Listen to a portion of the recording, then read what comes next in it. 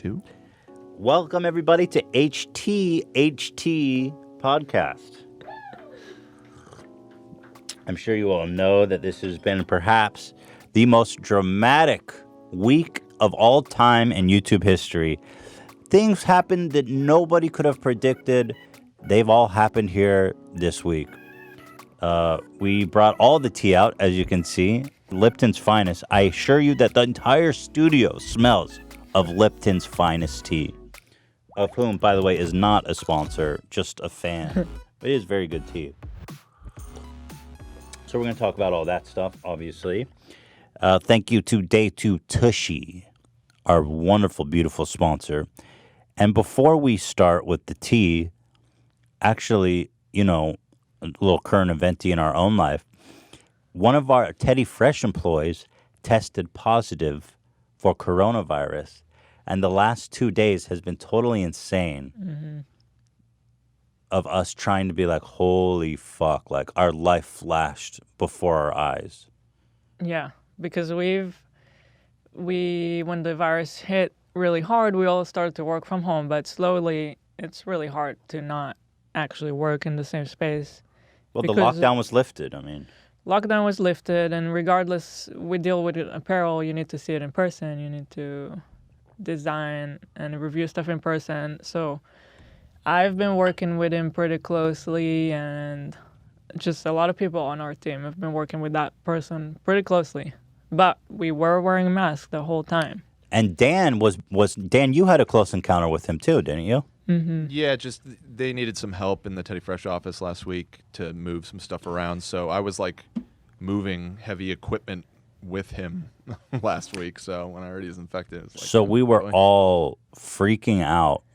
And apparently there's a new test actually called the, what is it called? The antigen test, which is amazing. It's a nose swab. They go in your sinus, which was a whole weird phenomenon by itself. But they tell you the results in 15 minutes, which is so great. But there's so many people trying to do it. Like, Ian, how long did you wait to get the test yesterday? It took me like 6 hours, to be honest. 6 hours. Poor Ian was waiting to get the test. Oh, my God. Because we all had to make sure we were negative. Before Friday. Yeah. Otherwise, we're like, you know. So everybody's negative in the Teddy Fresh and in the podcast room. We were all wearing masks. That is proof to you guys. Wear the masks. They work. Seems so. We're still going to be super cautious because there is a chance of a false negative, you know? So, don't say that. Hey. That's scary. Well, I was reading scary things. This new test. No, I'm just I prefer saying my head in the sand. I'm saying it to send a responsible message out that even though we tested negative, we're still wearing masks out here when we're together back there. And some of our people, for example, one of our employee is going to quarantine himself from his wife because she's in danger. Right, she's high risk. She's got asthma, so... Yeah, it's a serious issue. Dude, when the coronavirus comes into your immediate circle, right? Then it's like, oh my God, I had this. I was like, we can't work. We have a babysitter, right? She's not gonna be able to come. And she has a high risk dad, so we're all super careful for her. So we're like, okay, she's not gonna be able to come around us. We're not gonna have a babysitter. We're not gonna be able to go to the office. We're not gonna be able to work at all because taking care of Theodore just alone is like a full-time job. We're fucked. We're going to be so fucked for the next month or whatever, 2 weeks. That's just regardless of how the virus is going to affect you, too. Like, right, and hopefully I don't die. I don't think. Hopefully I don't also die. Yeah. Because let's face it, I'm morbidly obese. That's a high risk factor. And I think that's enough. I don't know if I'm morbidly obese. I don't think so. I'm obese, though. And... just if you're curious, the guy that tested positive does not have symptoms. Yeah.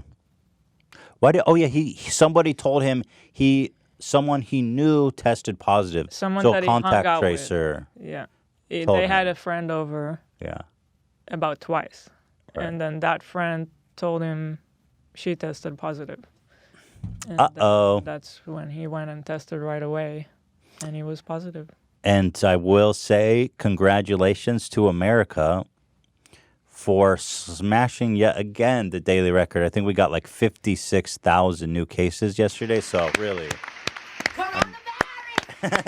really a round of applause.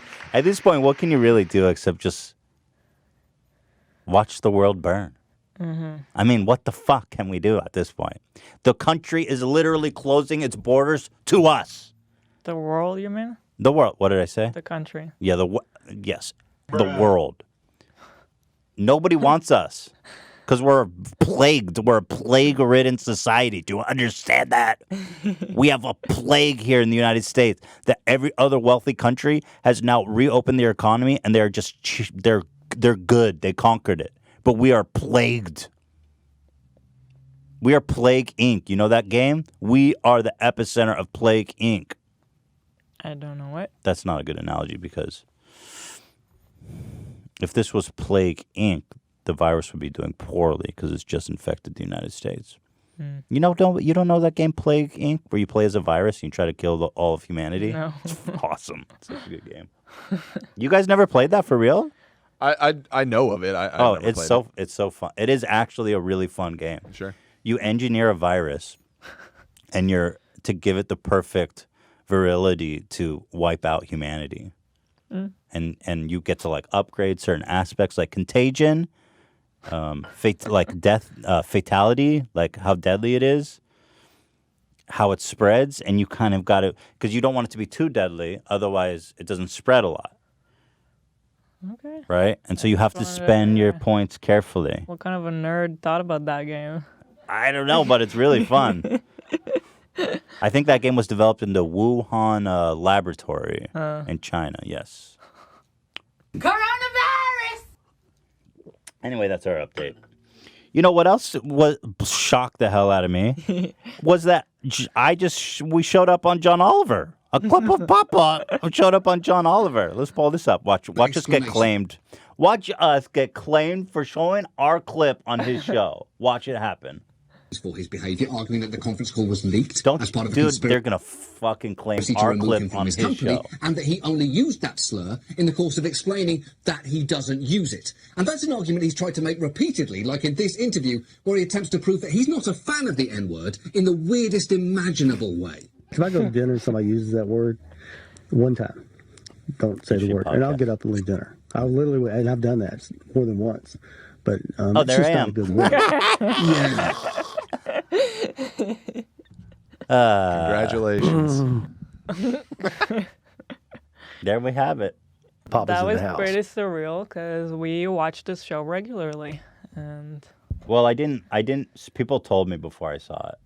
People were like, "You're on John Oliver," and I was like, "What?" I was like, "I hope in a good way. I don't need John Oliver putting me on blast." That That's the was my last thing fear, I too. knew. When I heard, I was like, "Oh." Here's this YouTuber, age 3, giving Papa John an N-word pass or some crazy shit. Who knows? That turns me on. Yeah. Let's watch this again. He's saying, let's see, what is his point here? What is he trying to say about Papa? Weirdest imaginable way.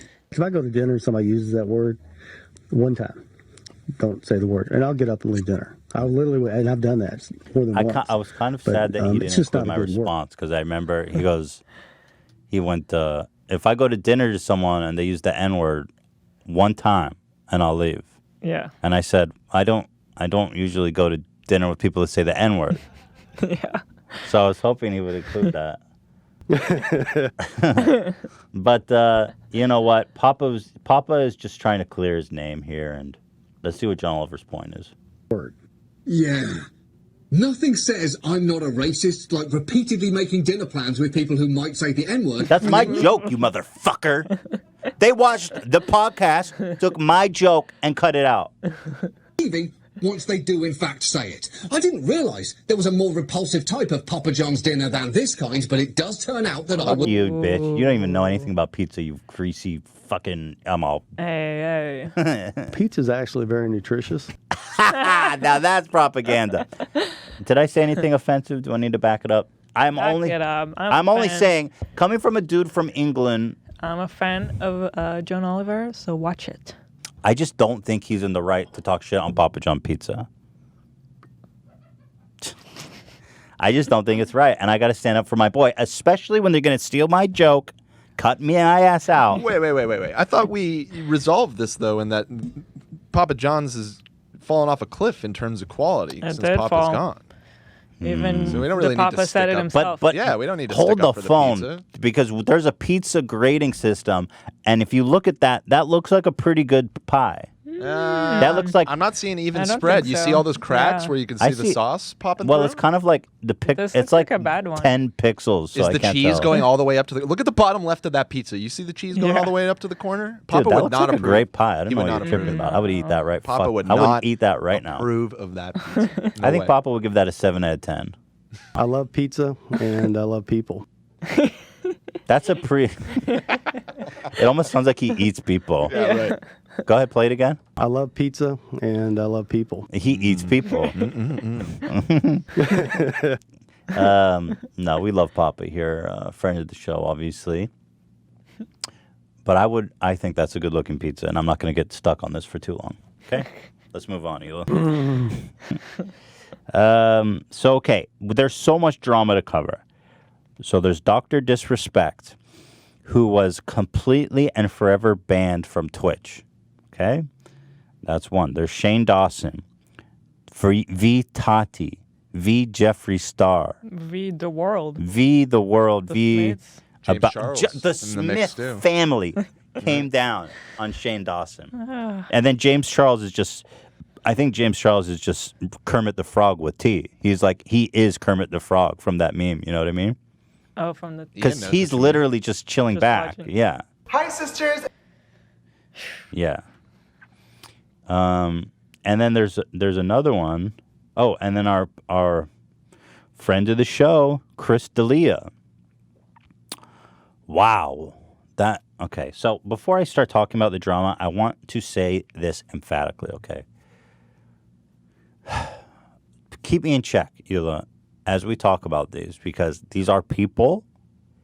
I think on the culture of internet today, and I'm guilty of doing this myself, we tend to see people as villains and heroes, and the amount of hate and vitriol and just the amount of shit you can throw on somebody is so harmful and toxic that we have to remember that the people we're talking about today, although it's a very polarized and serious situations, are people. Okay?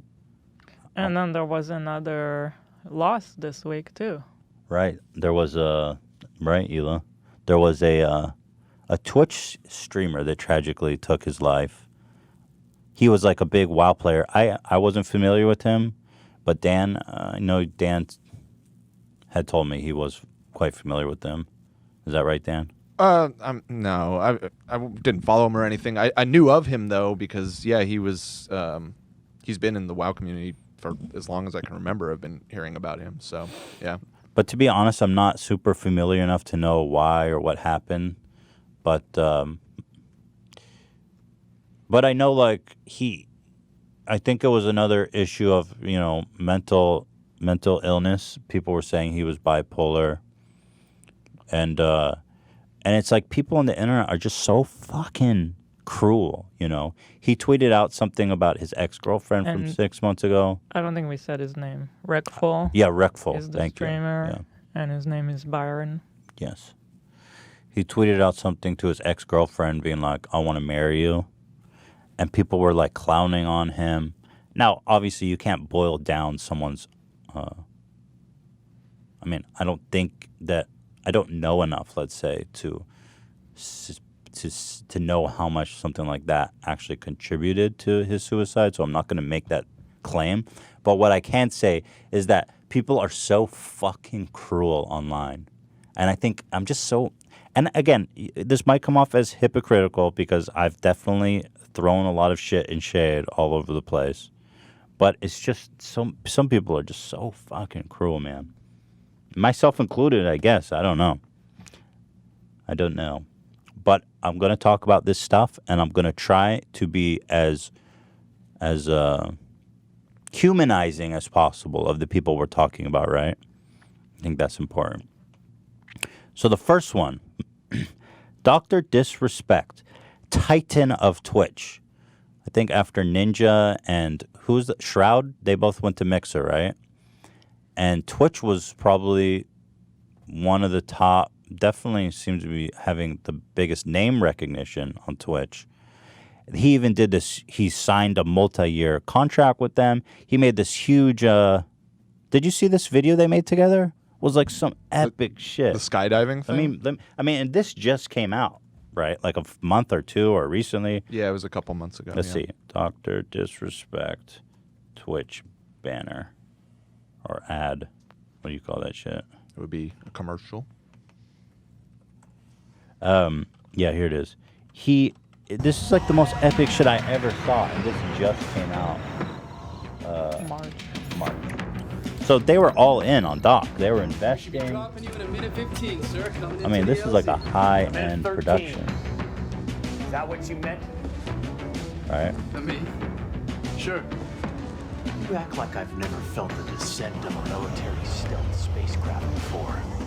I didn't mean to disrespect you, sir. You think I'm a small baby? What? Dude, that's like super high-end You're production. A small baby. You have the heart of a powerful warrior, young man. I agree. I think it's funny, too. Sir. Yeah, it's good. Listen, old man. I play video games.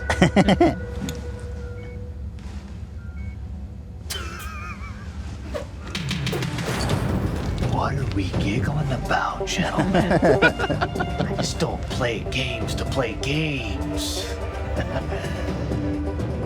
I dominate. Dude, it's shot really well.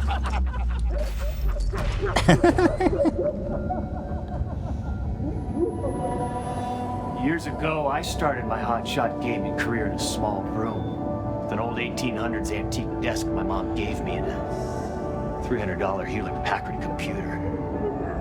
Everyone has a dream, a purpose in life.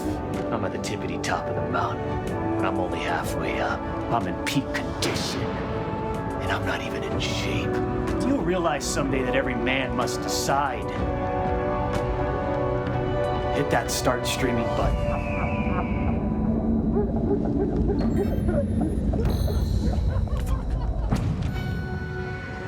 You know the biggest difference between me and you, boys?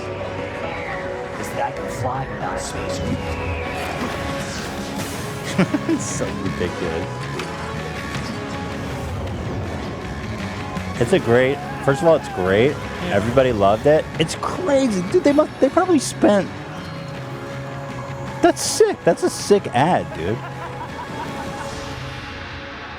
Only on Twitch. Look at that. That's like a Super Bowl ad. Yeah. So they produced this, in partnership with him a mere, few months ago in March, mid-March. So something happened, and just out of nowhere, it was announced that he is permanently, forever banned from Twitch. Banned. And they even refunded people for their right subscribing fee. Which I think was unusual because people were like, what happened to my refund? And people were like, oh, you'll get to use the emojis till the end of the month. No, Twitch refunded everybody, closed his channel. And then were there not sponsors that also dropped him? Or what happened with that? So there's been some back and forth. I saw that some of them, it seemed like in the initial moments after the ban was announced, took down stuff with his face on it and everything. But then it was reversed later, which kind of adds another weird element to all the speculation. People wondering if the brands were able to find out what happened and it's not that bad and that's why they put it back up or whatever. I think specifically not G Fuel, but like another gamer energy drink thing that he had a sponsorship with. They had taken him down off their Twitter and everything. Is he on G Fuel's website? Let me look. It's not G Fuel. It's Game Fuel, Mountain Dew. Game Fuel, yes. Oh, G Fuel just got a free plug. So Game Fuel, is he on their website? Yeah, I just went. I pulled it up. Their Twitter feed, it's just at Game Fuel. He's their banner image. And I guess they had taken that banner image down, but then put it back up. So take from that what you will. Wait, this is a Mountain Dew drink? Yeah. It's like Mountain Dew. I don't see them on their energy drink. homepage. Are you on their Twitter or on their website? I'm on their website. I'm talking about on their Twitter. Here, let's go to Teams. I want to see if he's on their website or on the yeah, he's got the logo right here. Streaming partners, Dr. Disrespect. There you go. They haven't purged him. But the thing is that Twitch Twitch has not said why, which is so bizarre. They've only put out a statement that said, as is our process, we take appropriate action when we have evidence that a streamer has acted in violation of our community guidelines or terms of service. These apply to all streamers regardless of status or prominence in the community. What's happening out there, Dan? Or is that our neighbor? He went to go get coffee. Oh. Oh, just made a weird noise. So, So how long has it been, by the way? Is it like a full week now? What? Let's see. Yeah, I Since think the ban, it was last Friday, so exactly a week ago. so. It's been a week. Twitch has not explained, and then the doc put out a tweet saying, "I don't know why. They haven't said anything to me." And everybody, there's just crazy speculation as to what's going on. And so, So you should read his tweet. where's his tweet? Let's see. I find Dr. everything Disrespect. so frustrating because You want me to read his tweet? I It think says so. Champions Club. Twitch has not notified me on the specific reason behind their decision. Firm handshakes to all who support me during this difficult time. Dr. Disrespect. That was on June 27th. I mean, I wanted you to read it because I feel like even his tweet is kind of not honest in a way of... They Well, haven't notified him. He's saying, like, they haven't told me why. Doesn't mean But- he doesn't know why. Yeah, it doesn't mean he's not speculating or at least half aware of what happened or... I just feel like there's no reason for this situation to be so mysterious. It's truly one of the most bizarre things of all time. Ely, you made a really good analogy last night when we were talking about it. Yes, because About the professional team. I've been getting pretty frustrated with the situation because I just think it's irresponsible for someone as big as Twitch to make such a big move and not say why.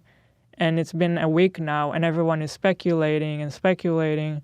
And the fact that I haven't said why, it makes everyone think that it must be a super bad action. He raped a kid. I don't know. Everyone's thinking like the worst thing possible. Or I think a lot of people are thinking it's a Me Too thing because it came in the midst of all that. No one knows, but yes, there's a million. Raping a kid. Whoa, Ela.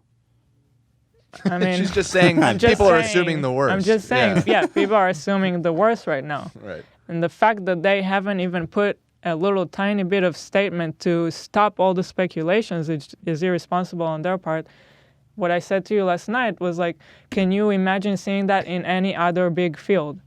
I don't think so. Like if a big football player was removed from his team all of a sudden, in what world do you think no one would say why? Like not even like a one sentence statement saying like, this may have happened, we're looking into it, or I don't know. It would be outrageous, but it would never happen. And it's a really good analogy. And then the other thing that perplexes me is that there's not been any leaks. Like there's a couple of tweets of people speculating that they know, but not saying anything specifically. How is it that nobody has leaked this information? It's so bizarre. So what I'm gonna do now is speculate. What could these things mean? Okay, so let me show you some tweets of people who claim to be in the know. There's this guy Slasher. Okay, he is a esports reporter, and I think he's seen as being credible. He's broken a lot of stories, and I think people believe his reporting. So he first responded to Dr. Disrespect. He said, "Food for thought. Twitch does not issue specific reasons to streamers for permanent bans. Method Josh was banned following a report of sexual assault, and Twitch never commented publicly or privately. Josh and Ice Poseidon were told other terms of service violations." So he I think what he's implying is that they're not going to tell you. So Doc's statement doesn't really mean anything. Or I don't know. I find it Sounds like there is a precedent for them not. But they sharing they're their partnered reason with for that this. guy. They owe him an explanation. Yeah, it seems and really everyone. weird. I find it irresponsible and unprofessional. But that kind of goes to what we've kind of been saying about Twitch for a while, is that to me, having worked with them and seen how they operate from the inside and how they responded when we left their program, they're just It's like really high school drama. and it's a bunch of young people running the show. And first of all, my partner managers, I don't want to. They were super nice and super professional. The two people that managed us personally, they were amazing. But it seems like the structure of the it just doesn't seem like a well-run company. It doesn't. It just doesn't. So I don't know if this is probably symptomatic of that, but who knows? Keemstar put out the first conspiracy theory, of course. And this, in my opinion, is probably the dumbest one. And not just because Keemstar said it. You don't say. I saw this and I immediately rolled my eyes. It's like a fucking QAnon conspiracy it's theory. from 4chan. Yeah. No wonder. So it's not a Keemstar conspiracy. Well, he put it forward. I mean, Yeah. I immediately read it. I was like, that is the most implausible dumb shit ever. But he Garbage. So apparently Doc, Shroud, and Ninja were in talks on launching a new streaming platform. First of all, Doc and Ninja don't get along. Why would they be in talks to launch a new streaming platform? We're approached by Spotify under Google. Is Spotify and Google associated? Not to my knowledge. So what the fuck? This doesn't even make sense from the beginning. yeah. In order to what? Let Approached me look by it up. I mean, maybe I'm wrong. Maybe I don't it's think wrong. I don't think can, so, though. Yeah, I'm almost certain they're not, but let's check that. Under Google, in order to sign contracts and launch in the coming weeks on Spotify as soon to be announced a streaming service. Do you understand how stupid this sounds already? Spotify is all of a sudden becoming a streaming service. Doc reportedly approached multiple streamers personally on Twitch in order to facilitate... No, it's like... That's not what it means. It means a new streaming platform that's probably a part of Spotify. On Spotify soon. Okay. Soon to be announced. So anyway, he's conspiring to make a streaming platform. Doc approached multiple streamers personally on Twitch in order to facilitate a platform switch. Twitch found out about it. As a result, legal team completely terminated its contract and is currently filing motions for civil suits. Both Doc, Twitch, and Spotify are currently undergoing mediation. No one can talk or discuss this due to NDAs imposed by Google. Twitch is going full damage control, attempting to drag Google into lawsuits in order to prevent or taint their launch. This will all be filed Monday. Well, Monday came and went. Yeah. By the way, all these people who say that they can't say anything because it's a legal matter, I don't understand that. In what kind of a legal case or lawsuit or legal NDA, when have you seen a case where you can't even say what it's about or like even the most general description of what it's about? So let me try to address that. Let me show some of the tweets of people, first of all, who have made credible speculations. That's just stupid conspiracy theory shit. Spotify has no association with Google. Did you confirm that? You know, it doesn't look like they directly own them, but I am seeing an article from April of last year. Google/Alphabet acquiring Spotify in $43 billion cash equity deal. So maybe there is some association there. I was not aware of that, but where is it? I know this is just some like random website though. I'm not. It's nothing listed. Okay, so here's the first one. This girl Shannon, who, she tweeted this out like immediately following the announcement, and I think I could be speaking out of turn, but I recall her working. She used to work at Twitch, but she's definitely a streamer. She definitely has association with Twitch. She says, "From my own sources, Doc is indeed done, and not just on Twitch. I know why and cannot say, but this is serious." And people started saying, well, if you can't say, then why did you bother tweeting it? People were saying, oh, you're just trying to get attention for yourself. Like, what's the point of this tweet? Yeah. But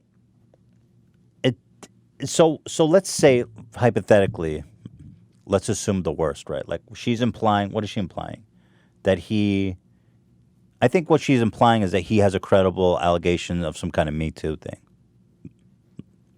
If that was the case, though, wouldn't Twitch say an allegation was brought to our attention? For that reason, it's banned, and we're looking into it. So I'm trying to rack my brain. Why wouldn't they do that?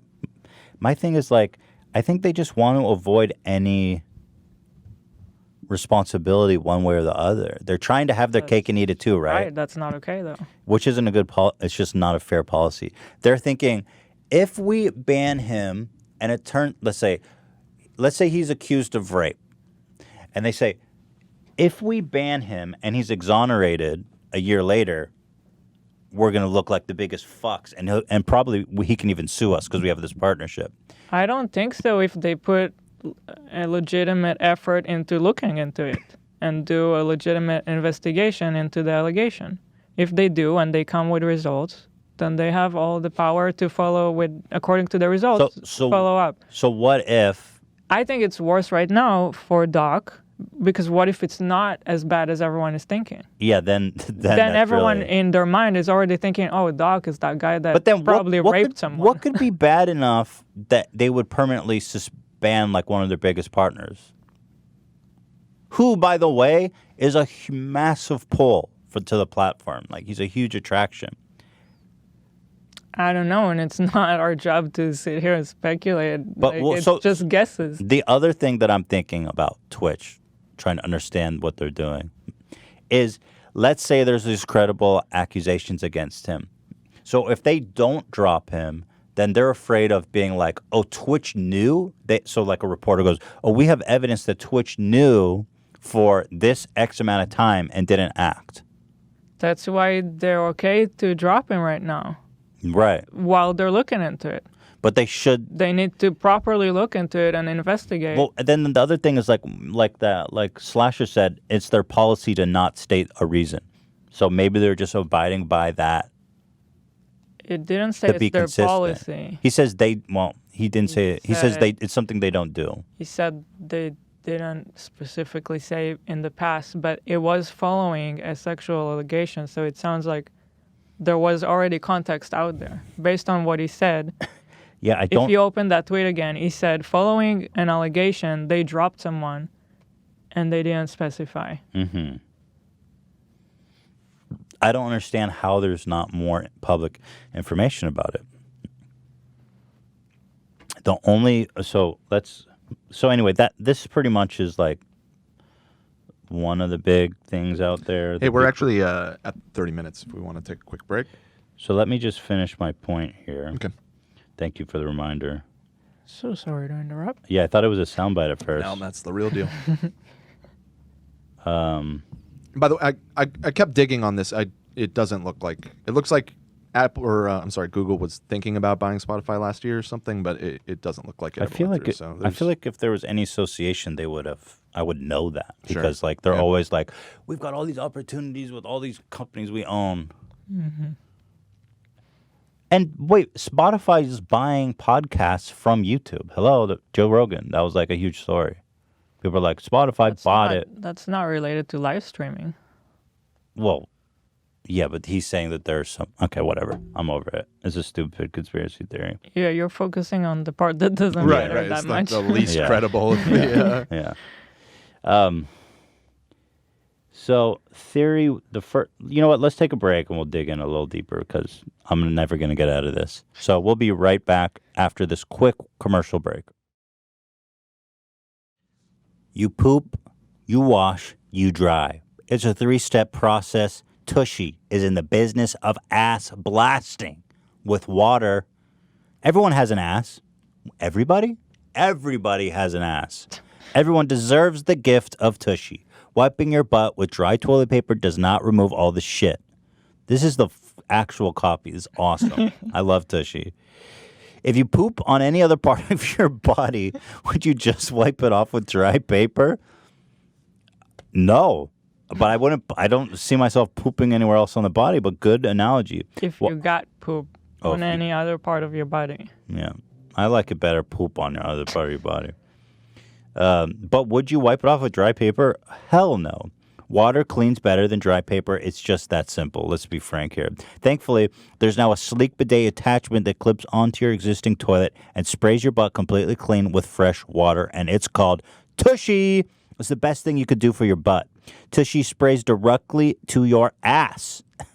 It removes the poop completely, so you aren't sitting on bacteria that leads to nasty things like hemorrhoids, yeast infections, UTIs, itchy asshole, and skid marks.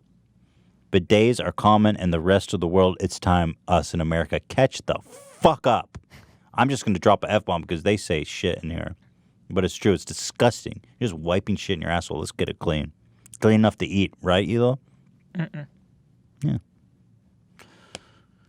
Here's the other thing. Bidet saves you money on toilet paper. You know, toilet paper is surprisingly expensive. That shit sets you back.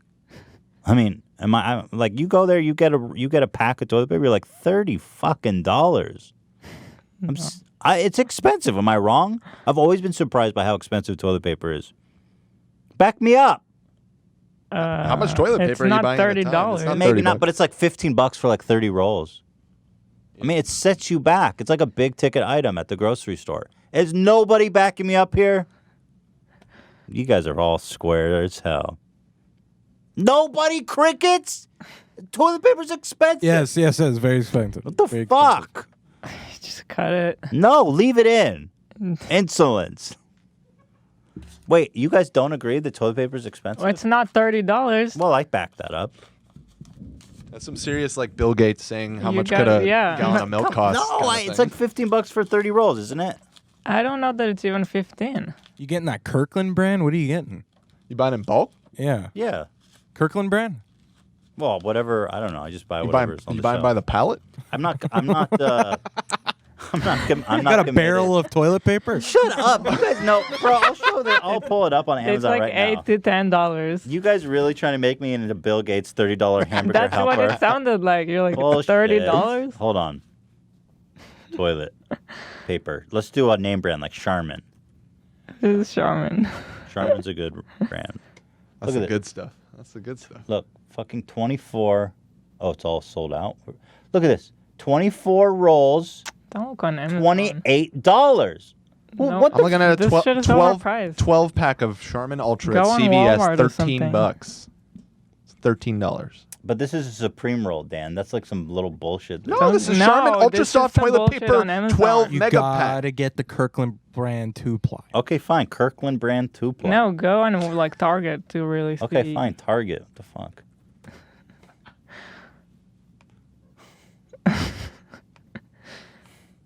Keep all this in. It should all be part of that ad. Well, what the fuck are they advertising? What is it? Here, Charmin's the good shit, okay? This is the real shit. 12 fucking rolls. They're here. They always bullshit you, right? $13. Well, here, $13. That's $1 per roll. That's 12 rolls. I said if you buy like a 24 pack, it's like $30, and it can be. Why y'all acting like I'm so out of How touch? much for the 30 mega roll? It would not be 30. $30. What I It's a tell $1 you? a roll. I'm more in touch 30 than at a time. 30 rolls. Dude, you don't Because even you use don't- toilet what do you paper. mean by toilet You use paper all the toilet time? How paper. much are you shitting? You don't Wait, use it- toilet paper. Wait, you 30 don't rolls stop. of toilet You paper don't at a time? because what? The point is you're paying like $1 a roll. That's pretty expensive, even for 12 rolls. Why should? I'm just saying. It's always struck me that toilet paper's so expensive. You guys are acting like I'm Bill Gates. Do you use? I thought you don't use toilet Well, paper. I didn't always have a bidet, Zach. But you use baby wipes before that.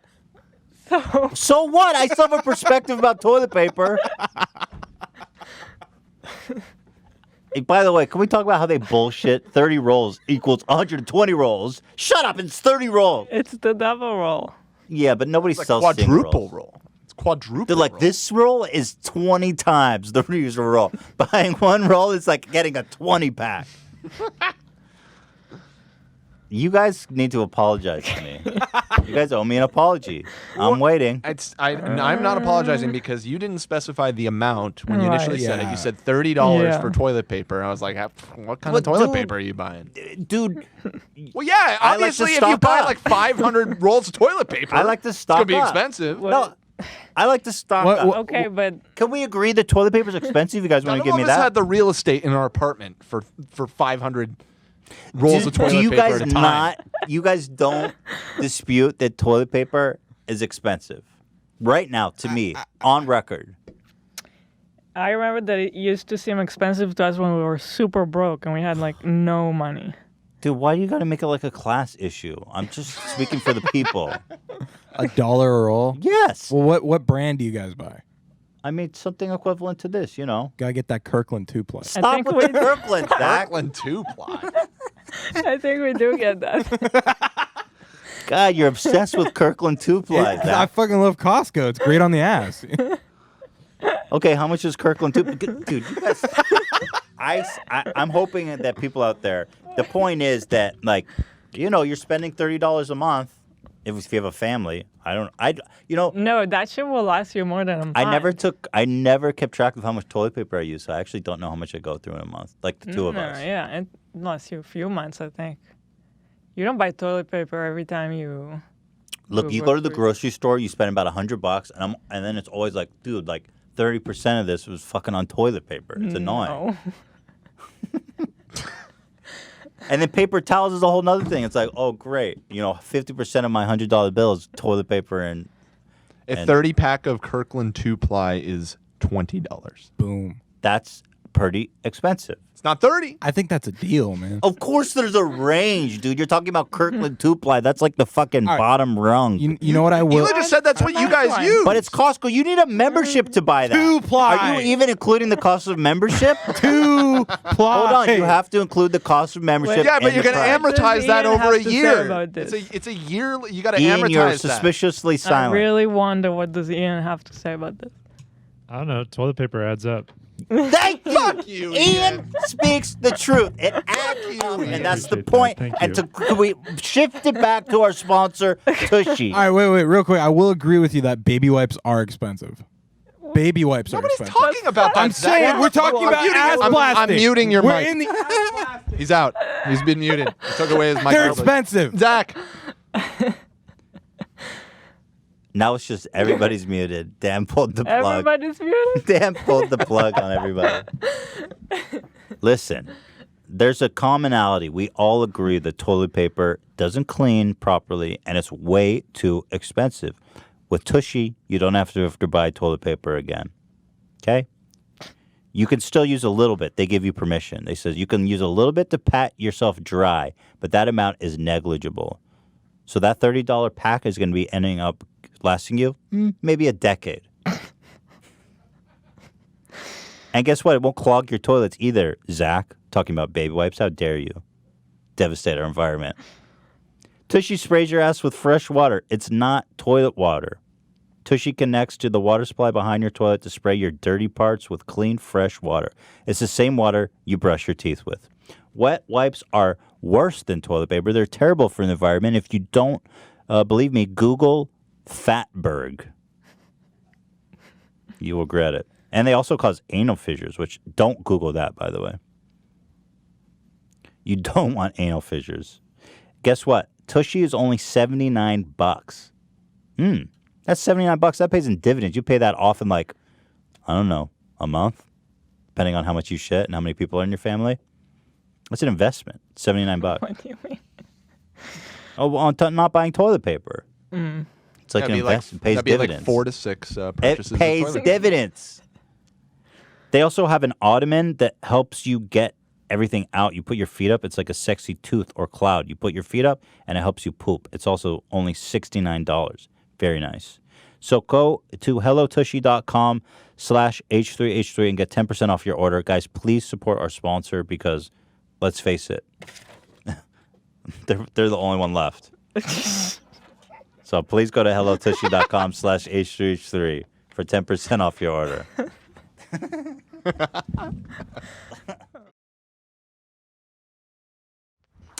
All right, welcome back. So the first theory is that there's some kind of criminal something in nature,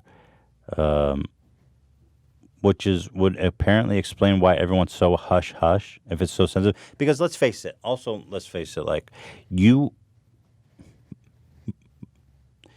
if you are the first person to talk, then everyone's gonna like if it's a criminal matter, and then everybody who works for Twitch is being instructed, you cannot leak this. Let's say this girl Shannon goes, he did this, and I know from a source. They're gonna investigate that. So I think if it is so serious, then I guess people who are really afraid of the consequences of being the person to have leaked that information. But you could leak it anonymously so easily. Just to anybody. I don't get it. The second theory... I mean, just think of any other... like all the events that we saw happen during the Me Too movement. There wasn't any, like... mysterious dropping someone out because of an allegation. They say very clearly what the allegation is and that they're looking into it. Yeah. And there were cases where they decided that the allegation was not anything warranting, dropping the person. I think the only reason people are assuming it's a Me Too thing is because it came right in the midst of this big wave of Me Too against, like, Twitch streamers specifically. But that could also just be a coincidence, too. But you see, that's another reason why Twitch is if it's not a Me Too, Twitch is doing him so dirty. That's my point. That's so irresponsible. They're doing him so dirty. But whatever he did, he must have fucked them hard. Because I know they're spiteful. Because when we went back to YouTube, they immediately dropped us from the partner program. And they still owed us money. I was like, hey, can you guys pay me? They're like, you have to re-sign up for the partner program for us to pay you. I was like, fuck you. They are spiteful. That's why I call it high school drama. Yeah. But going back to his tweet, from his side, I also don't get it. Because if he doesn't know what happened, you would think he would be on Twitter a lot more. Like, hey, what's up? What's going on? Yeah.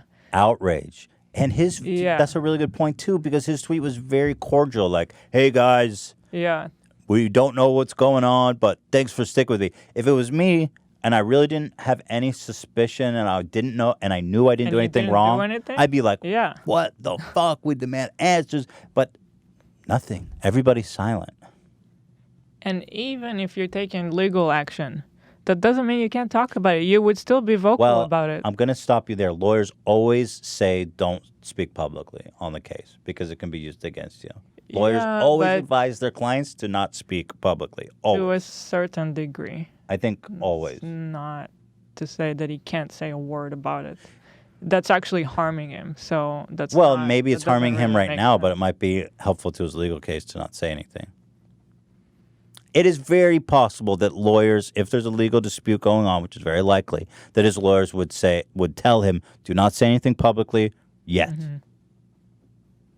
That is, that's the most likely explanation. Now, what I found the most interesting and weirdly plausible explanation is if you look at his final stream, people have been scrutinizing his last stream before he was banned. He ends it by talking about some really crazy conspiracy theories I had no idea he was into. It turns out the doc is into 5G coronavirus shit. Which I didn't even hear about. Now, Dan or Ian or anyone back there, people were memeing on Doc for having these weird like pyramids all around his house to prevent 5G corona waves. Is that real? Yeah, he loves shungite rocks. But is that a meme or is he really trying to prevent corona? It's hard to tell with his whole persona because he's always in character. But the whole being afraid of 5G giving you corona, it to me doesn't really jive with the whole persona. So it seems legit. Yeah. But I can't really say for sure. So I think it is legit because here he calls out a known conspiracy theorist called David Icke. And this guy... Holocaust denier, by the way. What's that? This David Icke guy is a Holocaust denier. That's what I was getting to. This guy, he's one of these conspiracy theorists who's so deep down the rabbit hole. If there's a conspiracy, he believes in it. Okay? He believes in the 5G coronavirus shit. He believes in lizard people, literally. He believes he's a Holocaust denier.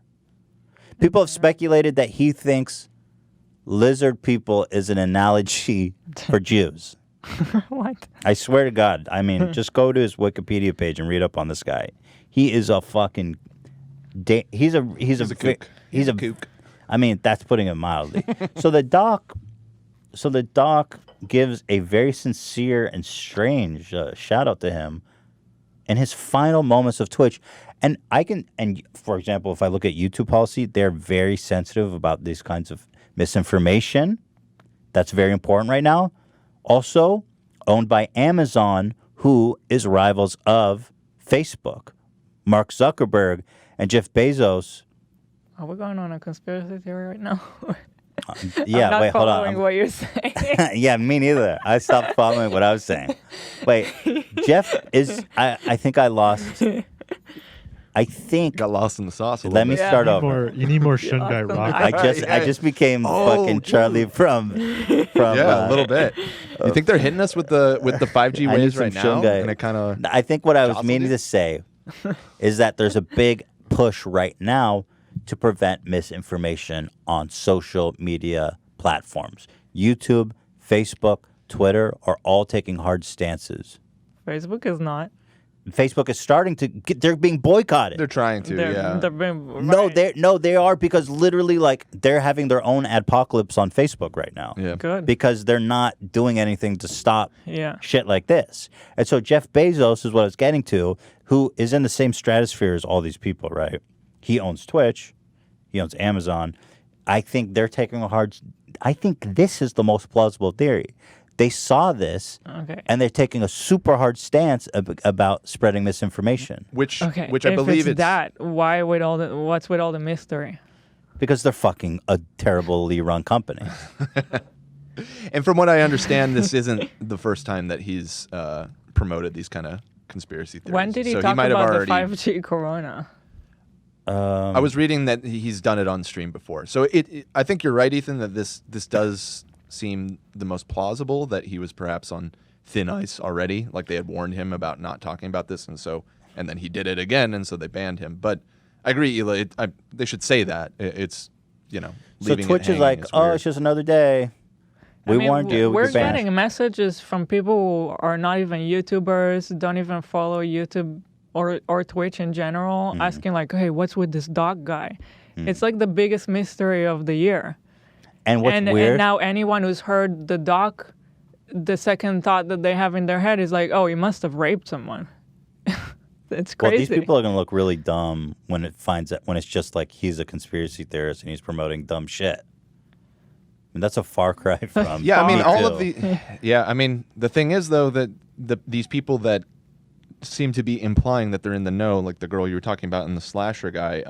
I mean, though they haven't come out and say it, I would say it's fair that they've heavily implied that it's more on the insidious side. Yeah, they have. I agree. So, I totally agree. Yeah, I mean, they'll look like real dumbasses if it. Where was the one? I'm trying to find the one that Slasher wrote. He's implied that he's working on the story and it's really bad. I'm trying to find it. Here, maybe this is it. I wanted to show this tweet before I. Why can I not find this tweet? It's one of the slasher ones? Yeah. I'll pull it up. Oh, maybe this is it. I think he erased it and someone screenshotted it here. For several hours now, I've been told from credible sources the reason for his ban. However, due to the importance and sensitivity around the subject, I have refrained from going on it. I don't feel comfortable with it currently. That implies something truly terrible. Same as Shannon was saying, right? Yeah, and then later he was on, there's a pretty popular Twitch podcast called Trainwrecked or whatever. You know what I'm talking about? Anyways, that he went on and he seemed to, he still wasn't saying anything, but the between the lines message again seemed to be that it was something pretty dark.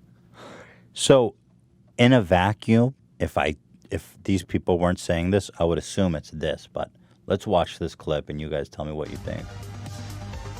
I was watching. I should just put it on Just Chatting. I mean, like I kind of wanted to get off, but now I don't want to get off. This is his final moments on Twitch. This is the last thing he ever broadcast. I was watching that documentary on what's this guy? Ike, ICKE. Older gentleman.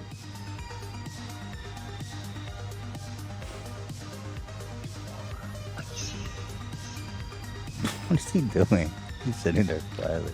Anybody know who I'm talking about? I forgot guess his first he's reading name. the chat. David Icke. Yes. Alex. Yes. I like him.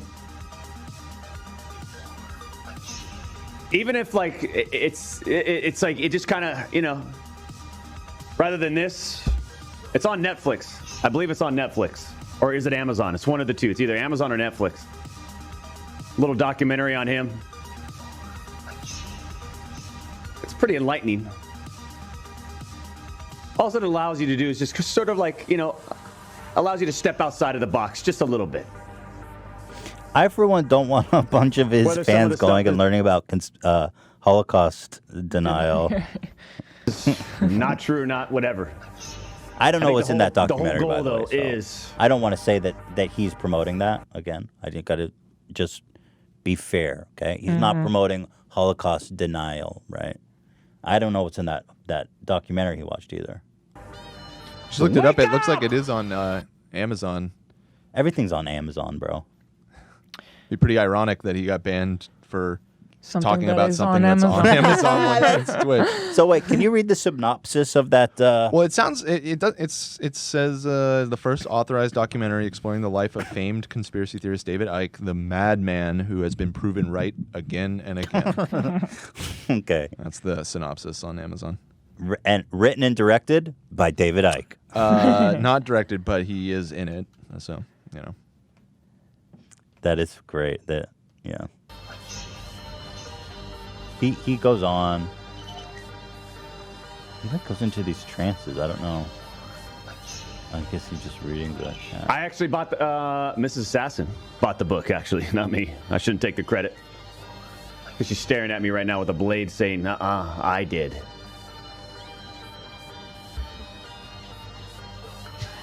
I can't tell when Bought he's his doing a book, too. character or like He's doing having a mental breakdown. Things like this thick. I'm I going to don't read know it, what's though. happening. people were reading into this very Tomorrow, heavily, Yeah. saying Yeah. that he knew he was about to be banned, and that's why he's seen. Roblox hide and seek. Oh yeah, they're at the very end, which I'll skip to the end because he gets a text and it seems like he got bad news about something. But I found this more interesting than that part because people were talking. But let me skip to the Is end. it at the end or did it not already happen? No, yeah, the No, it part happens that at the very end, right here. No. No, the part where there were people think that he got the message with bad news happens prior to. Yeah, I think it already this. happened. Yeah. Because the clip I saw, he like what? Okay. It's this clip. Stream on stream. Hold on, what's that? Roblox. Anyway, Roblox. I think we're off topic when we're going into Roblox.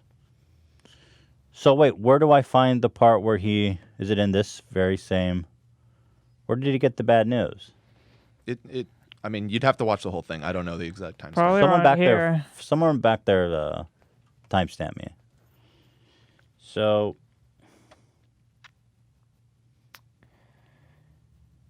So these are the conspiracies. And I don't know what to make of it. Other than I think the one thing we can conclude from it is that Twitch is a poorly run company.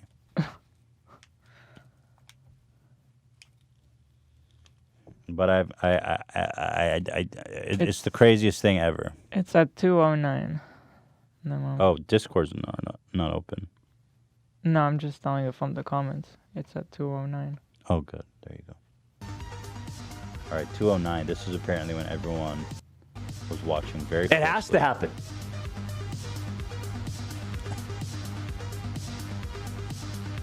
He pulls his phone out.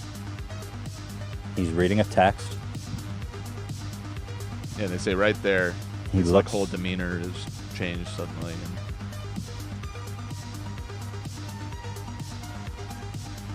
It's where we started watching. Watch me take over. I love it, man. See the self-confidence in the chat? That's what I'm talking about. The self-confidence of the Champions Club, it's at an all-time high, and don't ever stop. Please, don't ever stop. You got to be strong in this world, man.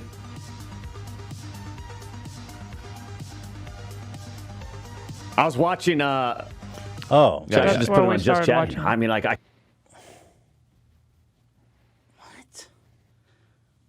I mean, this whole thing is just so bizarre. It's hard to tell because you could either just really be way looking into it more than you should, Right. you know, or he really is acting weird here. I can't tell. I'm captivated by it. You know what's crazy is that because of all the beauty guru drama, it's kind of like somehow been overshadowed. But I cannot fucking wait to find out what actually happened. I can't wait. I saw this great meme. It was a wife and husband. I'm going to describe a meme to you rather than show it. This is always really funny. There's a wife and a husband in bed. The husband is turned away from the wife, deep in thought. And the wife says, I wonder what he's thinking about. And what he's thinking about is... No, she thinks he's like thinking about another woman or something. I fucked it up already. No, what's he thinking about? He's thinking about why. Can I just send you the meme? Yeah, go ahead, send me the meme. You should have done that when I started. Well, I was pulling it up as soon as you started talking about it. But I'm not. Discord isn't open. Oh my God. I'll open it. What a disaster. So, I mean, I'm not making a conclusion one way or the other. I hope for the best. I mean, I hope that the worst isn't true, and I hope that. But I don't know what it means for Doc. Like, what is he going to do now? I guess he can stream anywhere else. Well, lucky for you, because we're incredibly unlucky. We'll probably find out right after we finish recording this podcast and before we publish it tomorrow. Yeah. And this will all be moot. Well, let's look at this really cool meme before we move on. Let's not, because I don't even know what the fuck's going on. Here, Dan sent it to me. Okay, here's a cool meme regarding the issue with Doc. Her, I bet he's thinking about other women. Me, why is it the tenses are weird? Her and me. Should be him, no? No, it's from his. No, it's from his. Oh my God. From his perspective. Her. The me. 5G is really good. Yeah, you need some it's pyramids. like frying your we need some major pyramids in here. Her, I bet he's thinking about other women. But how is he simultaneously thinking about what she's thinking about when he's thinking about something entirely different? We are looking at this from the third person perspective. We are not looking at this from his perspective. Well, it's just a meme. Him. What the hell happened to Dr. Disrespect? I identify with this meme heavily. All right. Can I get some... What are those stones really called? Funny, man. What are those stones called? Oh, Sugarite. Pyramids? I need some Shugite. You need some Sugnite. I need some Shugite. What is Shugite? That's a great question. All right. Thank you for the answer. I think we might get banned if we talk about I know. Sugarite is it's a black, lustrous, non-crystalline mineraloid consisting of more than 98 weight % of carbon. Huh.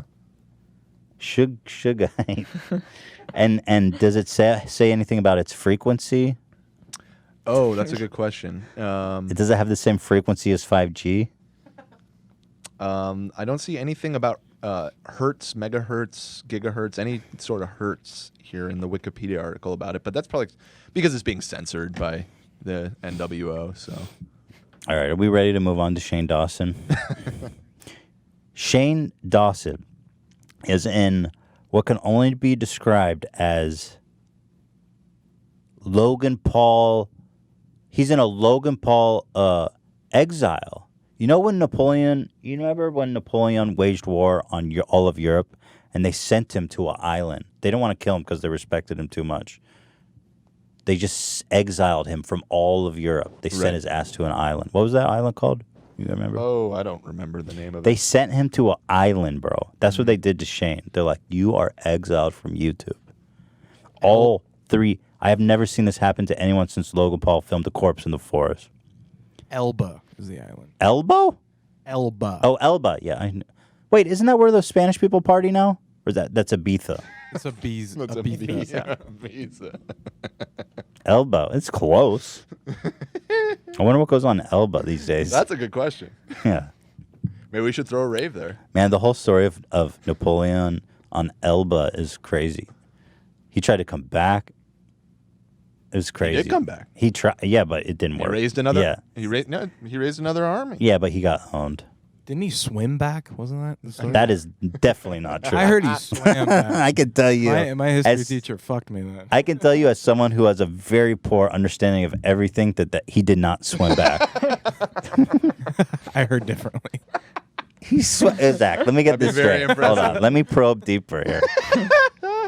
Napoleon swam from an island and an exiled island to France and then raised an army. Let's Google. He's a G, dude. I mean, come on. Oh my God, dude. No, I think somebody. Let's get back on Shane.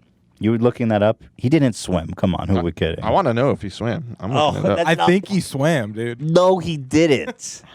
Okay, look it up. No, he was definitely someone came in the night and picked him up and all this bullshit. Bro, you don't swim like 100 miles if you're just some dude. Gila, are you able to find anything about Napoleon swimming? There's a wall of text here, so I tried to just Control F swim, and swim didn't come up. Here, just say, did Napoleon swim? Bro, he swam, dude. Dude, are you fucking with me? Did Napoleon swim from Elba? Our European fans have got to be fucking. How did pulling Napoleon their hair out escape right now. from These Elba? fucking Are you ready, dumbass Zach? Americans. It's gonna be swimming, dude. It says he swam. Is it really? I'm kidding. It's 160 miles, 260 kilometers away from the French fucking border, dude. Bro, you can swim. You can swim that. People swim the English Channel. So, Yeah, but know. he's Napoleon, dude. He's Napoleon. It's Straight just pure G. willpower. He just did it. Just made it happen. But so what happens when he gets on the coast after his crazy swim? He just goes immediately to the first, raises an army. He just and goes then to gets a owned cottage by the British at Waterloo. Exactly. Anyway, Napoleon swam. Napoleon was the greatest swimmer ever. Fuck yeah, he was. Shane. Fuck. Got so sidetracked.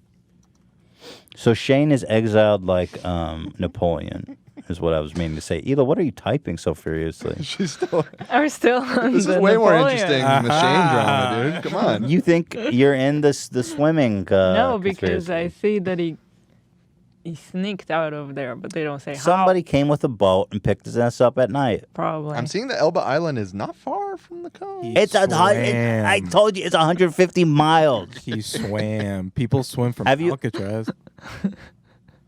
Yeah. Do you know how far Alcatraz is from San Francisco? I don't know the exact. Look up the distance. Okay. Tell me the distance. And remember, Elba is 150 miles. It's definitely not 150 miles. You can skip the looking up. It's not 150 miles. Tell me the distance of Alcatraz. Half a mile. Half a mile, Zach. 4.6 miles. Oh, okay. Might as well be the same thing. True. All right, Shane Dawson. Ela, okay, let's get our heads. Let's get our heads close in the all game. the tabs. Let's get our head in the game. So, to actual Shane Dawson now.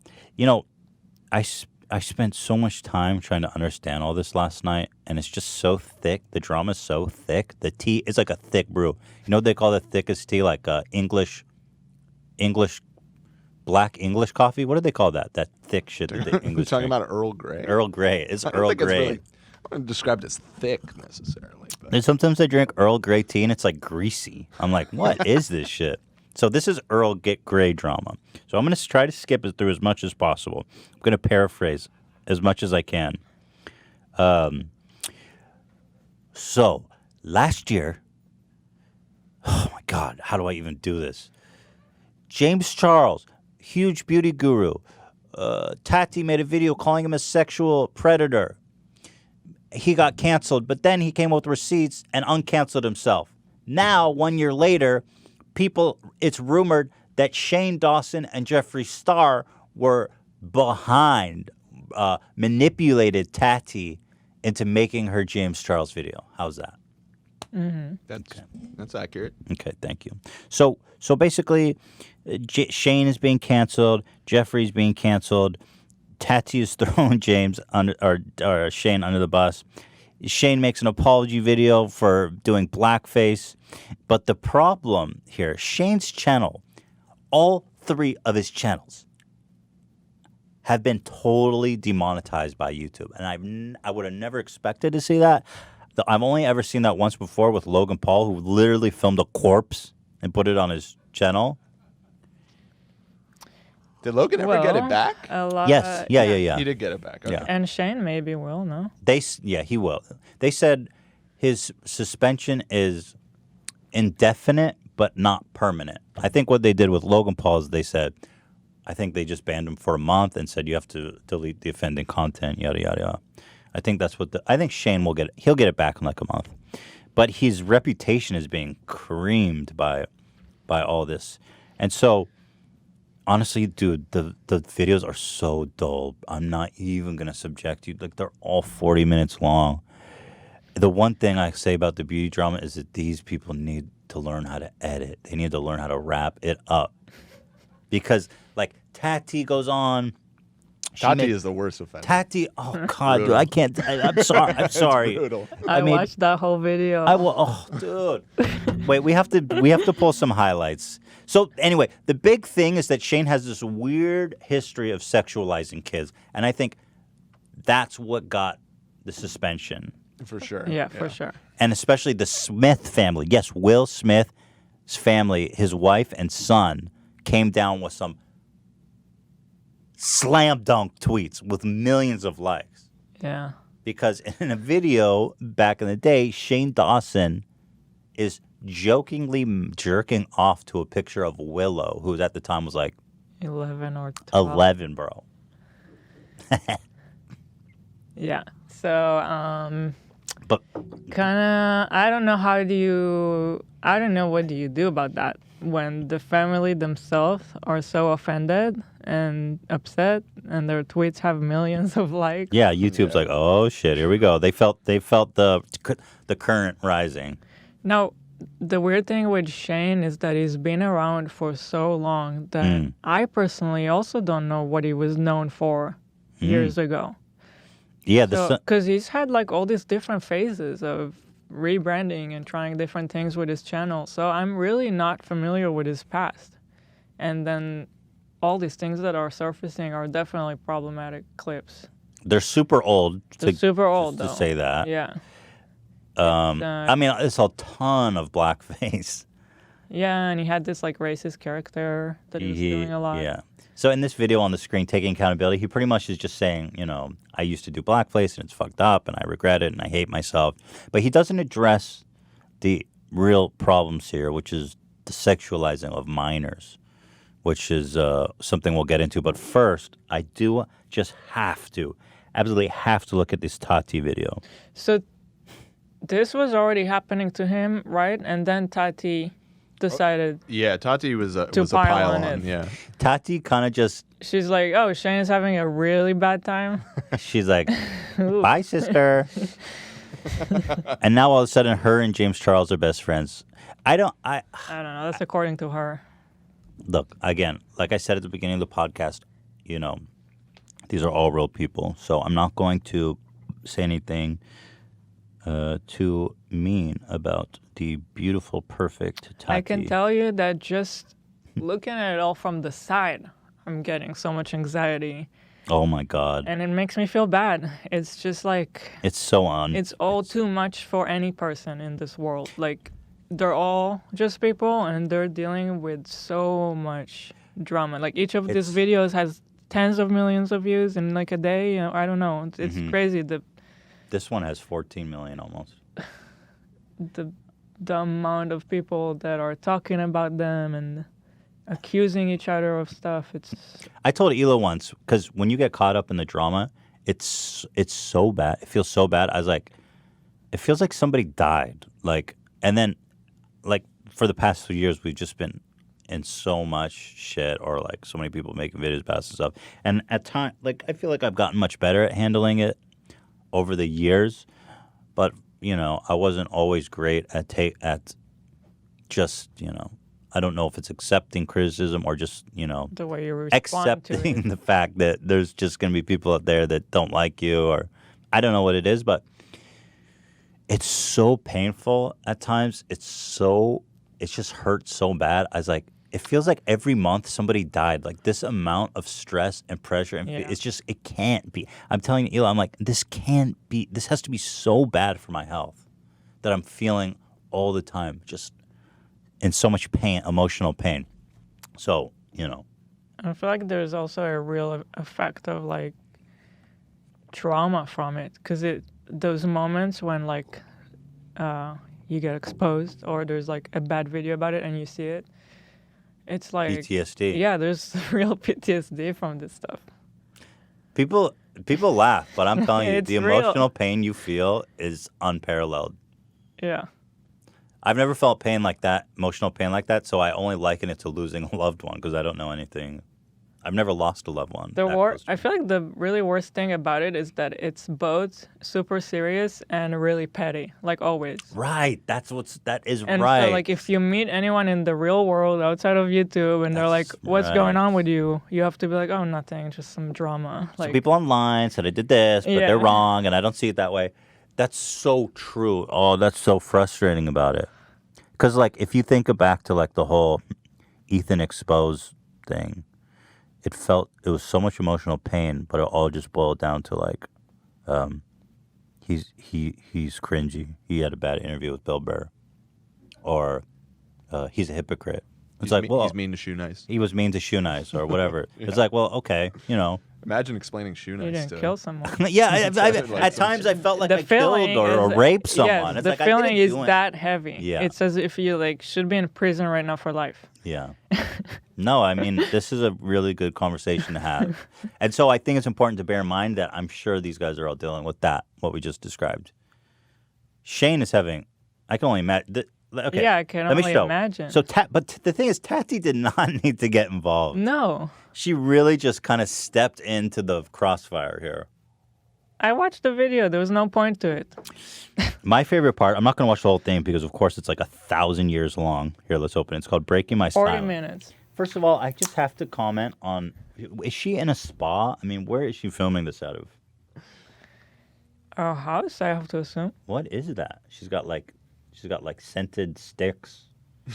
It's a decorational object. I'm sure she's got a very, interior decorating. She got scented sticks, y'all. She definitely pulls the like very, like she looks really good in her exposed videos where usually people will be like, no makeup. They're like, I'm half dead. She's mask on. I just burped as I said that. Pardon me. Could you hear me burping? Because it was like, bleh. No. Oh, interesting. It felt very vulgar. Jenna Marbles in her video was like, no makeup. I love Jenna. She is a great person. For Tati, it's like, this is my appearance. Oh, everything's so perfectly put. She's wearing a peace shirt. She's got scented sticks in the back. I can't get over the scented sticks. Her makeup is like insanely on point, right? The first 10 seconds of this video is just a masterclass in like, it's just every little detail about it. I love it. You ready? Yeah, let's do it. It's been a long time coming for me. How do you bust out in tears already after hitting record? That's what I mean. Like, can you so really? Calculated. It's like, cause she's so. Just imagine the setting. She's sitting there comfortably, perfectly posed. So she had to have come and hit the record and then framed up perfectly, and then she starts, and she's crying immediately as she goes. I mean, it's pretty incredible. It's been a long time coming for me to share with you some very, very important things. And I am going to be reading from what is approved by my legal team. So I am, once I start. I love when lawyers talk about legal shit, by the way. So unnecessary. Come on. She makes some really funny legal claims that crack me up. Yeah. Dude, she's got scented sticks, bro. getting into what I need I to can get you share some with you steaks guys. if you. It's a mom. It's just awesome. It's like I don't know why. I can't What I get over feel is that. important to share with you. I won't be deviating. And Okay, so it's- anyway, she said, I'm not going to, again, it's 40 minutes of her just Yes. crying and saying that Shane and Jeffree Star manipulated her into making the video. But I'm saying my whole response to that is like, Tati, you have your own agency as a human being. I find it very strange that you would go out and make this statement. Yeah. But even if they did, just take the. you got to take the L. You made the video. Just take it. You at the end decided to make the video. Right. No one forced you to make the video. Even if they were like, Tati, this is a huge opportunity. This kid deserves it. You have to, like, ultimately, It's even your under that amount of decision. peer pressure, which I doubt there was that amount of peer pressure, Right. but I don't know, I really doubt but it. I really doubt, is that it's still, you're not a teenager in high school. You're like a grown-ass woman with scented sticks. I mean, the scented sticks say a lot, I think. You guys aren't appreciating it. Anyway, there are some points I want to highlight. At the end, when she gets all legal, is my favorite shit. She goes, let's see. She thinks there's a massive conspiracy. This shit gets off the wall. I feel like she's actually a little bit delusional at this point. She starts to go on about how there's a huge conspiracy against her to sell beauty products. Few months, a few people have bravely come forward with more information, and the pieces of what we believe actually happened are coming together.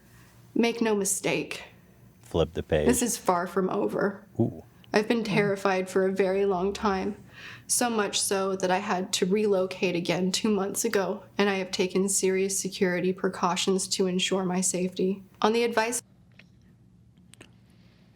I won't say anything. I know that feeling.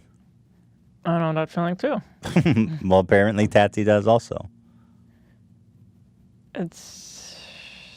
Let's not. It's unfortunately unrelated to Shane, though. It's like, I don't know. Well, right, because she made the video. Right. not share with all of you right now the evidence that we have accumulated of the events that have occurred. However, there will soon come a day where we will be able to present this evidence, and you will be able to see A day of why reckoning? it is we Right. believe that Jeffree and Shane are responsible for so much of the damage that has been caused. So I she can't- has receipts that she's taken to court. You can tell that she's talked to lawyers also because she keeps. She tries to explain the damages, which is such a lawyer thing. Right. They're like, when you try to bring a lawsuit to a So lawyer, they're insightful, like, Hila. well, where are their damages? And she tries to present it like that. I had to relocate. It's been a year Oh, of you're stress. so smart, Hila. It's been a year of mental. You're so smart. That's exactly what she's doing. She's trying to prove damages. Yeah. Because when you sue someone for defamation, the hardest, well, first of all, it's extremely difficult to prove defamation in California. Not just defamation. But then I you don't have to know what prove she's damages. Doing, but yeah. Well, what the fuck else could she sue them for? Manipulating her to make. Manipulation? I don't That's know. not a. You can't sue for that. I don't know. Like, what could you? I don't. This whole thing is laughable. Like, of bringing a lawsuit to someone for manipulating into making a video. Tell you this. It's now my opinion that Jeffree and Shane were both bitterly jealous of James Charles's success. You were too. Jeffree resented Right. that so much of his business was centered around his biggest rival, and Shane did not like that James Charles wanted to make a documentary. Neither of them were happy with standing in his shadow on YouTube anymore. This was prepared by your lawyer. I believe James Charles was gaining more followers and receiving more views. I have to and point more out press that in fast. the whole video, she says James Charles maybe 1,000,000 times, and she never once says just James. I find that incredibly interesting. What do you make of that? She'll say Shane, not Shane Dawson or Jeffree. Is it she's trying to give him respect? Is she trying to imply familiarity? Is she? That would do the opposite. Is she If inadvertently? it's your friend, you would say James. But that's what I'm saying. Is she inadvertently implying that she doesn't really know him well? I don't know. It Maybe kept she's just sticking weird. out to me as I anyone was in the listening to this history on video. the platform. And it's also my opinion that Jeffree and Shane needed James marginalized and out of the way for their November launch of the conspiracy palette. Why? That's pretty That's crazy. so to conspiracy. assume. That's so They conspiratorial. wanted him out of the way. Why? What does he have to do with the sales of their cosmetics? Like, this shit is totally off the rails. Especially since by the time it came out, James was already uncanceled. You know what I mean? And their sales were insanely successful. Also, he's a huge personality with a huge following already. I don't think they would even think like that. Oh, we need him out of the way. See, this is the culture that I think is the problem, is that people think of these YouTubers as like super villains. They go, Shane and Jeffrey are plotting to take down James so they can launch their palette. It doesn't make any sense. Anyway, Tati's a legend. Flip that page, I've also girl. recently been informed that Jeffrey is allegedly a co-owner of Morphe. Before the scandal occurred, I had also been told that James Charles was about to develop an entire cosmetics line with the owners of Morphe.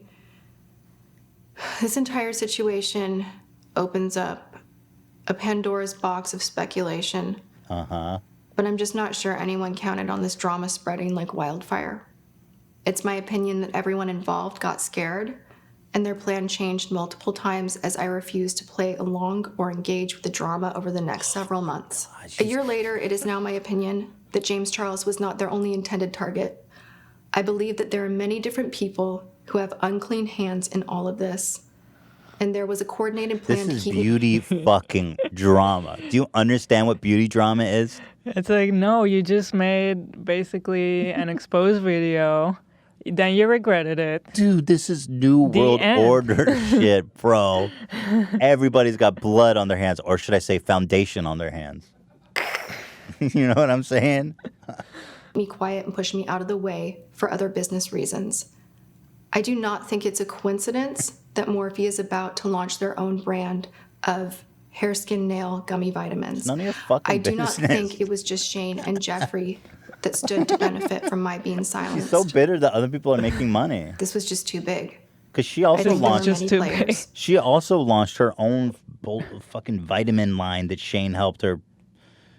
Dude, Well, that was the original issue. Remember that's why she got mad at James Charles, because he promoted a rival vitamin. she's blaming. I forgot. Yeah. No, yeah. That was what She's started it blaming all. them for being jealous. She was the one that was jealous. Just because he promoted in an Instagram story some gummy that was a rival and she had a meltdown. Right. I forgot. That was the whole genesis. Yes. Yeah. And now here she is still talking about the same shit. You got scented sticks. What more do you want in life? A wrinkle in this that Thank you, is really Zach. interesting. What do you guys think about the fact that in this video she says that she made this video with the consent and in coordination with James? I don't Do you know believe what that her? means, really. Okay. Because he hasn't commented at all. I just checked Right. his Twitter like an hour ago, and it is I will speculate, and please bear in mind that this is pure speculation. I don't know. But what I think happened is that she and James, and I'm only saying this because this should happen to me in the internet. The internet. This is what I think happened. Because I think like Keemstar does this shit all the time. He's done it to me and he's done it to other people. He goes, you have what you think is just a normal conversation with somebody, and then without asking for permission, you take everything they said and then use it in your argument without consent. She goes farther it's than that, happened though. to you with so many people where you'll have a casual conversation in the DMs and then they make a video and they totally quote what you said. Yeah. Like, but it's like, dude, if I knew you, first not of all, just I'm not, Keemstar, a lot of people. but it's so- just kind of like yeah, a thing it's that like, people do. First of all, you can't, if you're asking me for a public statement, I'm going to think more about it and prepare something more thoughtful. You can't just be having a conversation, casual conversation with me, and then like take that as like gospel. Well, she at some point in this video goes so far as to say that James wishes that he could be here next to me for this video. I think it's bullshit. You just because think he she's would lying? be there. Yeah. If he wished so bad, he would be there. But he would be able to debunk this all very easily. No, but it I don't benefits think, him. I don't think Yeah, he I don't would know. get Why? involved at Yeah. this point. He's probably so tired of this No. stuff. It was so hard on him. Right. Probably the Just wants most. it all You know, to the go most away. difficult it Dude, was on him. The best thing and he could he's do is finally just, out of it. Yes. Why? Like, it makes total sense that he would say nothing. Yes, the best thing he could do is just shut up. She's not slamming him. She's not doing anything. She's just trying to, curry favor with his fans. Again, this is speculation, so I don't know what the fuck I'm talking about. And they could have, and everything she's saying could be right. And you know what? To your point, I just looked, because we had looked earlier. Jeffree Star, Shane, and Tati are all like bleeding subscribers like crazy. I just looked at James Charles. He's fine. He's game. James is killing it. Yeah, so he's the only one coming out. Hi, sisters. Hi, sisters. What do you think these scented sticks? I think they're vanilla scented. She seems like a vanilla type of girl. Patchouli. Yeah. Patchouli? What the hell is patchouli? It's a smell. Oh. You think it's patchouli? You think vanilla's too basic for her? Yeah. Yeah, you might be right. But vanilla's classic. Patchouli is probably too basic for her. If I know it. It's unicorn. It's unicorn milk. It's a Tibetan sage. Made from the ground up fingernails of children or something. That's probably some Gwyneth goop Paltrow's shit. vagina. Yeah, some goop exactly. Tibetan Gwyneth Paltrow's cave vagina. Yeah. All right. And I have every intention of getting to the truth. In early May, when Jeffree went on a podcast and denied responsibility for his involvement and placed blame on me, it was both cowardly and made the defamatory. video. I mean, hello. Last week, when Shane issued his statements about his involvement in all of this, I also perceived them as cowardly and defamatory. As for everyone else involved that did anything underhanded or defamatory over the last year, I am still well within the statute of limitations for bringing a civil action to seek recovery for my damages. Should I proceed with this course of actions? My attorneys will be deposing all witnesses who have information about the truth of what happened here. So for everyone else whose hands are dirty, that have not yet come forward, be careful of your allegiance. You don't want to be on the wrong side of the truth. Dude, the wrong side of the truth. What is this, like World War II? She almost went full Papa there. I Oh thought she was my going to say the day of goodness. reckoning is coming. She did kind of say that earlier. This shit went so I'm over sorry the top. I was unable to provide you with receipts. So that was this 40-minute video. That was like that was really the heart of it and my favorite part. So she's suing and deposing everybody. Everybody that's not on her side. I hope she doesn't depose me. I mean, hey, I don't know nothing about nothing. I don't know nothing about any gummy vitamins for your hair. Then Shane. Oh, my favorite is Shane. So Shane is already getting shit on by everybody, and he's already had his channels demonetized. I don't know why I'm doing this out of order, but I just love Tati's video. I'm going to go back and explain to that. But Shane reacts to her video when it comes out. For some reason, his immediate reaction is to go on Instagram Live because he's just freaking out and respond to her video. So here, this is. I'm live because I can't even process. I need a drink of water. I fucking can't process this. This is insane. I don't want to lie, but feel imagine bad the for pain. him. The pain is real. I just want to emphasize that. I feel bad for him. Yeah. This is insane. This is insane. This woman is a fucking, oh my God. I'm gonna wait till as many people get in here as possible because There's like a bunch I'm of people losing my calling him mind. a pedo in the... Keep playing it. You can see the viewers, by the way. There's a lot. So Where? how is it that Right so many here. editorial 200,000. outlets knew that something was coming before I Because you message drama channels. Oh my God. Oh my God. Oh my God. my video for days. The night before I did film, Jeffree sent me what he claimed was an audio file from an alleged victim and told me to listen to the pain in her voice. The audio was clearly a small This is portion crazy. of the That it's crazy that these people are inflicting so much pain on each other. Yeah. God, it's so ruthless out there, man.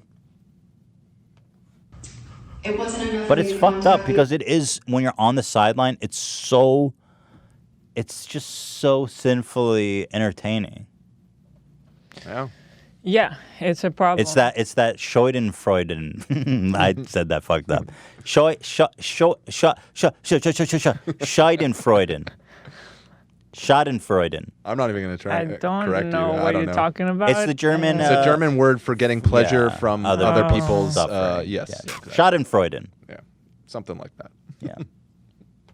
Authorities. But I also It was feel not bad for him. I really do. Well, then why would you make a video on the matter claiming these allegations? Because she is a fucking...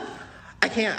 I don't want to say mean things about people. We were trying to guess about what he was going to say. I think the B word. I think he was going to say liar. I think he just doesn't want to say the B word. I thought B or C. He was going to go C. He might have even gone full C right there. This is insane. This is insane. This person literally... His reaction Oh my seems God. so much more genuine than her Sorry, video. keep pressing play. I need You know to what get through this video so I can fucking... Infinitely Oh more my genuine. God. It's his. As a victim of abuse myself, Oh my God. You are so manipulative. to think of facing public. You're fake crying. You are fake crying. I did feel like she was fake It crying. felt like fake crying. Oh my How could it not be? Because everything about her is so like. Yeah. And then cue the tear. Yeah. You know, I mean, and you got the Gwyneth vagina scented sticks in the background, perfectly placed. Oh my God. Oh my God. Oh my God. I was molested. I have been. Oh my God. Victim. That is not. And I made no mention of it in my video. Oh my God. Get off. The night before posting my Oh, I love the suggested videos. Oh my God. What's next? sharing my concerns for James Charles, that he was out of the country. So anyway, he just bails at this point, and I think he was just full like, wow. It's like, wow, could it get worse? And then all of a sudden, Tati enters the battlefield. Sticks another shiv in. Is Shane And Ryland, is that his husband or boyfriend? I think fiance. They're engaged. Yeah. Okay, so he comes out. He goes, "This is fucking lying. I'm losing my mind." 32 seconds that that was Shane. And then his Wait, and then his he removed fiance. it. Oh, he erased it. Yeah. His fiance goes in. He says, "Not today, motherfuckers. Do not tray me right now. Try." Oh, hope you enjoyed those sold out vitamins that you made millions in minutes from. Shane support, you two-faced liar. Tati Westbrook, a master class. And what the fuck is this? I was wondering. What is OBJ? Is it an emoji? It must have been a that didn't emoji show, right? That didn't display. A masterclass in manipulation. The only was to save her reputation was to side with the person she tried to ruin. Make no mistake, this 40-year-old woman chose to post a video on her own accord. She riled up Shane before doing so to have one of the biggest creators backing her, and the chance this all backfired. Shane very well would have posted a video exposing James had he felt so inclined. No receipts because she didn't want to expose the countless times she told Shane that she was a big girl doing this only for herself. I'm inclined to believe that. This makes a lot of sense to me. Well, it's just logical, right? It's like... Yeah, Shane is the kind of guy that if he had something to say, he would say it himself, from what I've seen online. Well, it doesn't really make sense to me that he would... Look, regardless of whatever you think of Shane, ultimately she's a 40 years old. You cannot blame other people for actions that you take. I mean, you just can't. Anyway, the drama is just so anyway, let's go pull it back here. So why did Shane get dropped from YouTube? Now, this is when we get pretty weird, okay? First of all, shout out to this channel Without a Crystal Ball, who really... Love is love, baby. Public enemy number one, Shane Dawson she did the legwork on this. She got every receipt on the earth on Shane Dawson. So let's start. These were the ones that I handpicked to be what I thought were the most damaging against Shane. So here we go. Let's go down the rabbit hole.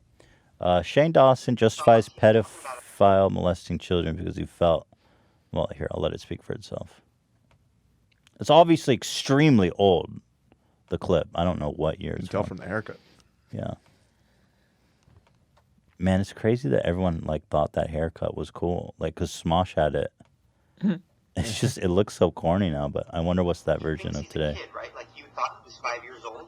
Like, that was his thing. I saw him on TV talking about it all the time. I'm like, he feels like he's 5. So basically, he's 5 years old mentally, right? But sexually, he's 50. He still has a penis. and it still wants to play. So it's like, there's a weird, like, link missing where it's like, I'm 5 years old, but I'm horny.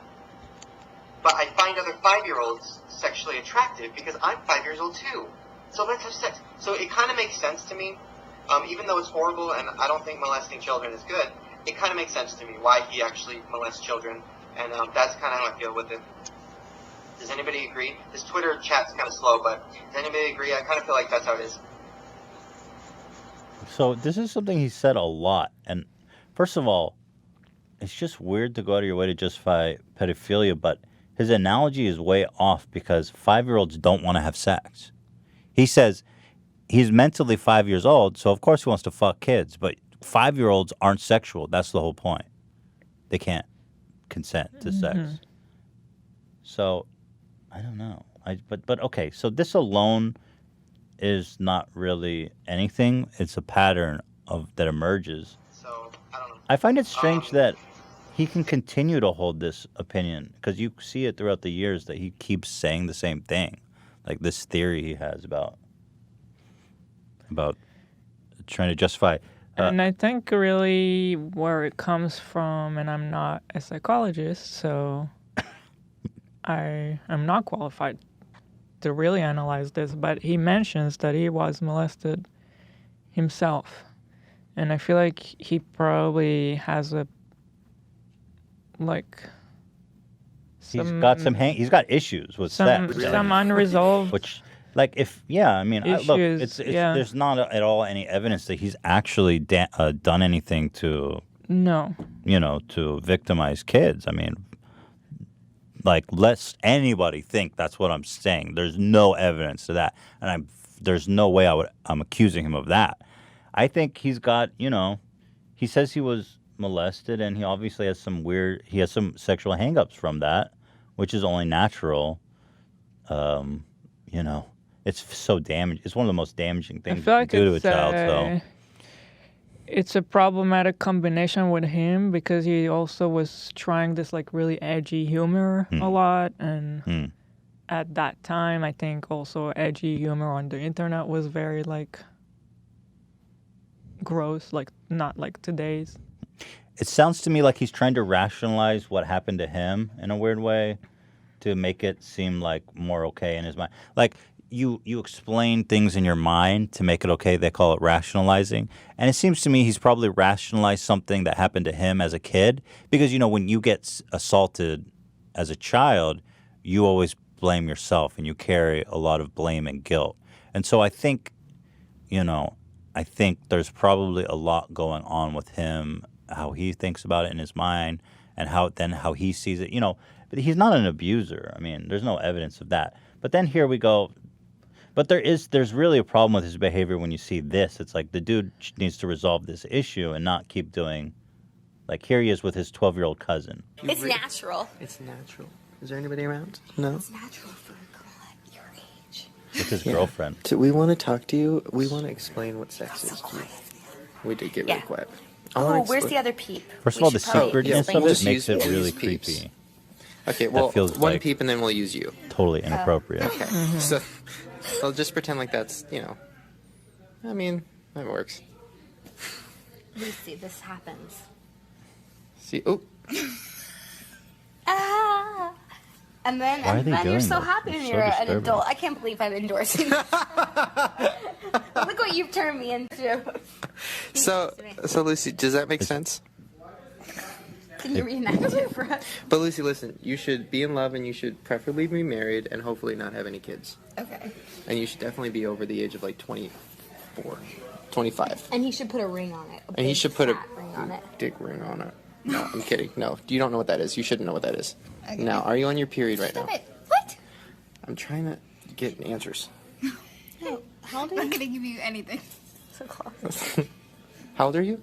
I'm 12. She's on a period, feels very. right? No, what? Are you? No, you're not on your period? You bleed. No. Now listen, you have a boyfriend, right? Yeah. Now, what did I tell you? When he says, can I put it in, you say, No. good. High five, girlfriend. Oh, what the fuck? Now, when he says, that's what about just in your weird. mouth? You say, Just your mouth? no. You say, I bite. So I think in their mind, They're just being 12 like, years old, everybody. 12 years. I think they're just being like edgy and funny and like, hey, she doesn't know what we're talking about. But I think it's inappropriate. I'm trying to explain it, but it's hard. Well, I think like you said before, Yeah. it's about the volume and it's the pattern. It's all of these, every one of these individually, it's like, all right, that's a little cringy, but you could maybe explain it away. But I mean, we compiled a list, right? I'm not done. Yeah, there's like 40 of these or something, not and at gonna a certain watch all point, of it's like, them, all but right. No. There was like a billion, but I handpicked. There's probably like 50. I don't know. Yeah, there was a lot. So I picked out like the ones that I thought were the most compelling. Dude, there was like a bajillion of these. So let's see. So when Justin Bieber was like a tiny kid, he was 16 years old. Justin Bieber decided to be a porn star. What would his porn star name be? Here are some of my personal favorites. Justin Bieber, Justin Queefer, Just in My Mouth, and Thrusting Beaver. And there was even some ideas for porn movie titles, and I can't decide which one is my favorite. I'd tap it one time, or One Less Lonely Asshole. Gross. What do you think, Justin? Which one do you like? I like them both. Look how young he is. You know what, Justin? How about we make both? What do you think? Yeah. Perfect, JB. I'll be over soon. So last few See, awards that part with the camera at the end really did me wrong, to be honest. Talk to me, baby. Inappropriate, Zach. It's so good. Zach, stop. Talk to me, baby. Zach, that's a 16-year-old boy. It wasn't me. Vin Diesel's back here. Oh, man. So, you know. Do you think we could ever get Vin Diesel on the show? Oh, my God. I'd love to have Vin Diesel on Next, the phone. Fast and the Furious, whenever they're doing promo. Talk to for me, it. baby. Let's I'll just get hit him in up there. like, what's up, baby? Talk to me, baby. God, you're so beautiful. Dude, his voice is such. How do you say it? It's got such a tannin. Is that the right word? Or No. Timbre? Timbre. is timbre. probably It's what got you're thinking of, timbre yeah. like fucking for days. Timbre. Hit me with that again. God, you're so beautiful. Who's got timbre like that? No, It sounds like he smokes. So it's like this. Oh, he does smoke. I've seen pictures of him smoking. So he's got that More smoker's than like that, though. No, it's more than that. death rattle almost. He's got so much timbre you could build a house out of it. God, you're so beautiful. Making a Timber timber joke, joke. Oh, yes. that's really funny, dude. That's really funny. I'm out here on the fly, Dan. All right, Shane, let's not lose focus here. This child is probably 6 years first old. of all, I'm just going to say that this video is edited to make it as creepy as possible with terrifying ambient sounds in the background. So bear that in mind and try not to be manipulated by Edited, not by us. No, not by us. This child was probably 6 years old, and I was taking a picture of something, and the kid turns to me and goes, "Oh, are you Instagramming?" And first of all, how does a 5-year-old, 6-year-old know what Instagram is? Which is terrifying. Second of all, I was embarrassed because yes, I was, and it was a picture of my salad. And the 6-year-old girl goes, "Oh, how many followers do you have?" "I have 125,000. No. Her dick was almost as big as mine. Really? And I said, "Okay, little big dick, why do you have so many followers?" And she goes, "Oh, I'm a cheerleader." And I'm like, "Oh, really?" And she shows me her Instagrams, which are like, first of all, I don't know if I'm allowed to say this, but like, she's like sexy. She's like sexy. You're disgusting. I know. Listen, we've talked about pedophilia No, this before. is Shane. Like, do not say this, and I don't even want to talk about it. Like, you will get arrested. Like, he kind of can. Listen, he has this allegedly- justification for pedophilia, Okay. and it's so disturbing. And like, I just pretend that he doesn't. Okay, wait, no. Let me explain. Let me explain. Oh God. Here's my justification for pedophilia. I can't. You can tell she's like serious. She's trying to make it funny, I but feel like he thinks he's just doing like funny material. he's doing a bit. Yeah. But I think that's where the he has no like limit when it comes to these topics. I think that's where the trauma from his childhood probably comes in. And I'm speaking, of course, from my place of absolutely no expertise. Yeah. But where a normal person would have that filter or that awareness, he may not. Like, it doesn't know where to draw the line. Of, To him, it seems this normal. is inappropriate. Yes. Here's my thing. People have foot fetishes. People have fetishes about, everything. Fine, everybody do your thing. So why is it when somebody looks at Google's like naked baby on Google and jerks off to it, they can get arrested. Bro, that is the Oh my worst. God, I fucking haven't heard this analogy. one. That is the worst analogy. Okay, let me answer you, Shane. First of all, if there's pictures of naked children, that means that they're the victim of a crime. Okay, pictures of feet doesn't necessarily mean that there's a victim. If there's naked pictures of babies, or God forbid actually being committed sex acts on, there is a victim to this crime. First of all, and second of all, pedophilia isn't just a fetish. It's about control and power and victimizing somebody. So, from what I understand, it's not like. Do you agree with what I'm saying? You're just looking disgusted. But am I correct? I wonder if you're doing justice explaining it well enough. I don't know. This is the first time I'm hearing it. So You I didn't can't. even- No, I I'm think still like processing what I just heard. No, you can't compare it to a foot fetish. That's insane. Yeah. That's insane. No, because the child is a victim. I mean, that's really. It's not like a victimless crime. You can be like, "Oh, just poop in my mouth. It's weird. It's weird, but nobody gets hurt." But that's not true with pedophilia. There's always a victim, even if it's just pictures online, and you say, "I'm just looking at the pictures. I'm not doing it." You are supporting a system in which, by the very nature of it existing, has to have victims, and it's one of the worst crimes you can commit to a person. Mhm. So just writing it off as a fetish is actually. It's like weird, dude. Actually, you know what this is really like. I feel like he's a fucking pedophile apologist. It's like super weird. I feel like this is how pedophiles justify it to themselves, so they can live with themselves. They go, "It's just a fetish." I don't know though, but it's a very weird statement. Understand because jerking off to babies. I mean, the thought, even just reading that is just crazy. Yeah. Oh no, this part. Hold on to your seat. Here's the worst part of it. I actually went to Google and I'm like, I don't want to see. You could I don't get want arrested. I know, but I just wanted to see, like, okay, let Hold me on to your just seat. pretend. Let me pretend like I'm a pedophile for a sec. Pretend. I don't want to pretend that. So I typed in naked baby. First of all, they were sexy. Oh, no. Okay, back to the Instagram. So I look at this little girl's pictures, and she had makeup on. She had her tongue out. She was doing like the peace sign. She was doing a backflip. Is she like Honey Boo Boo? Is she fat? No, she was like a skinny little sexy 6. Dude, that shit is so wild. I think this is the worst one that I just did not hear before for some reason. I haven't stumbled. I feel like wasn't there a weird movement to like normalize pedophilia on the internet, Dan, where they had like Yeah, it's called 4chan. No, I don't know. No. There was like a bunch of Twitter accounts and they had like a emoji in their name or in their title. And I don't know. There's like people that try to normalize pedophilia, and I think they use. There's the NAMBLA thing. What is NAMBLA? I doubt that's it. NAMBLA is like a National Association of Man Boy Love Association. Yeah. What?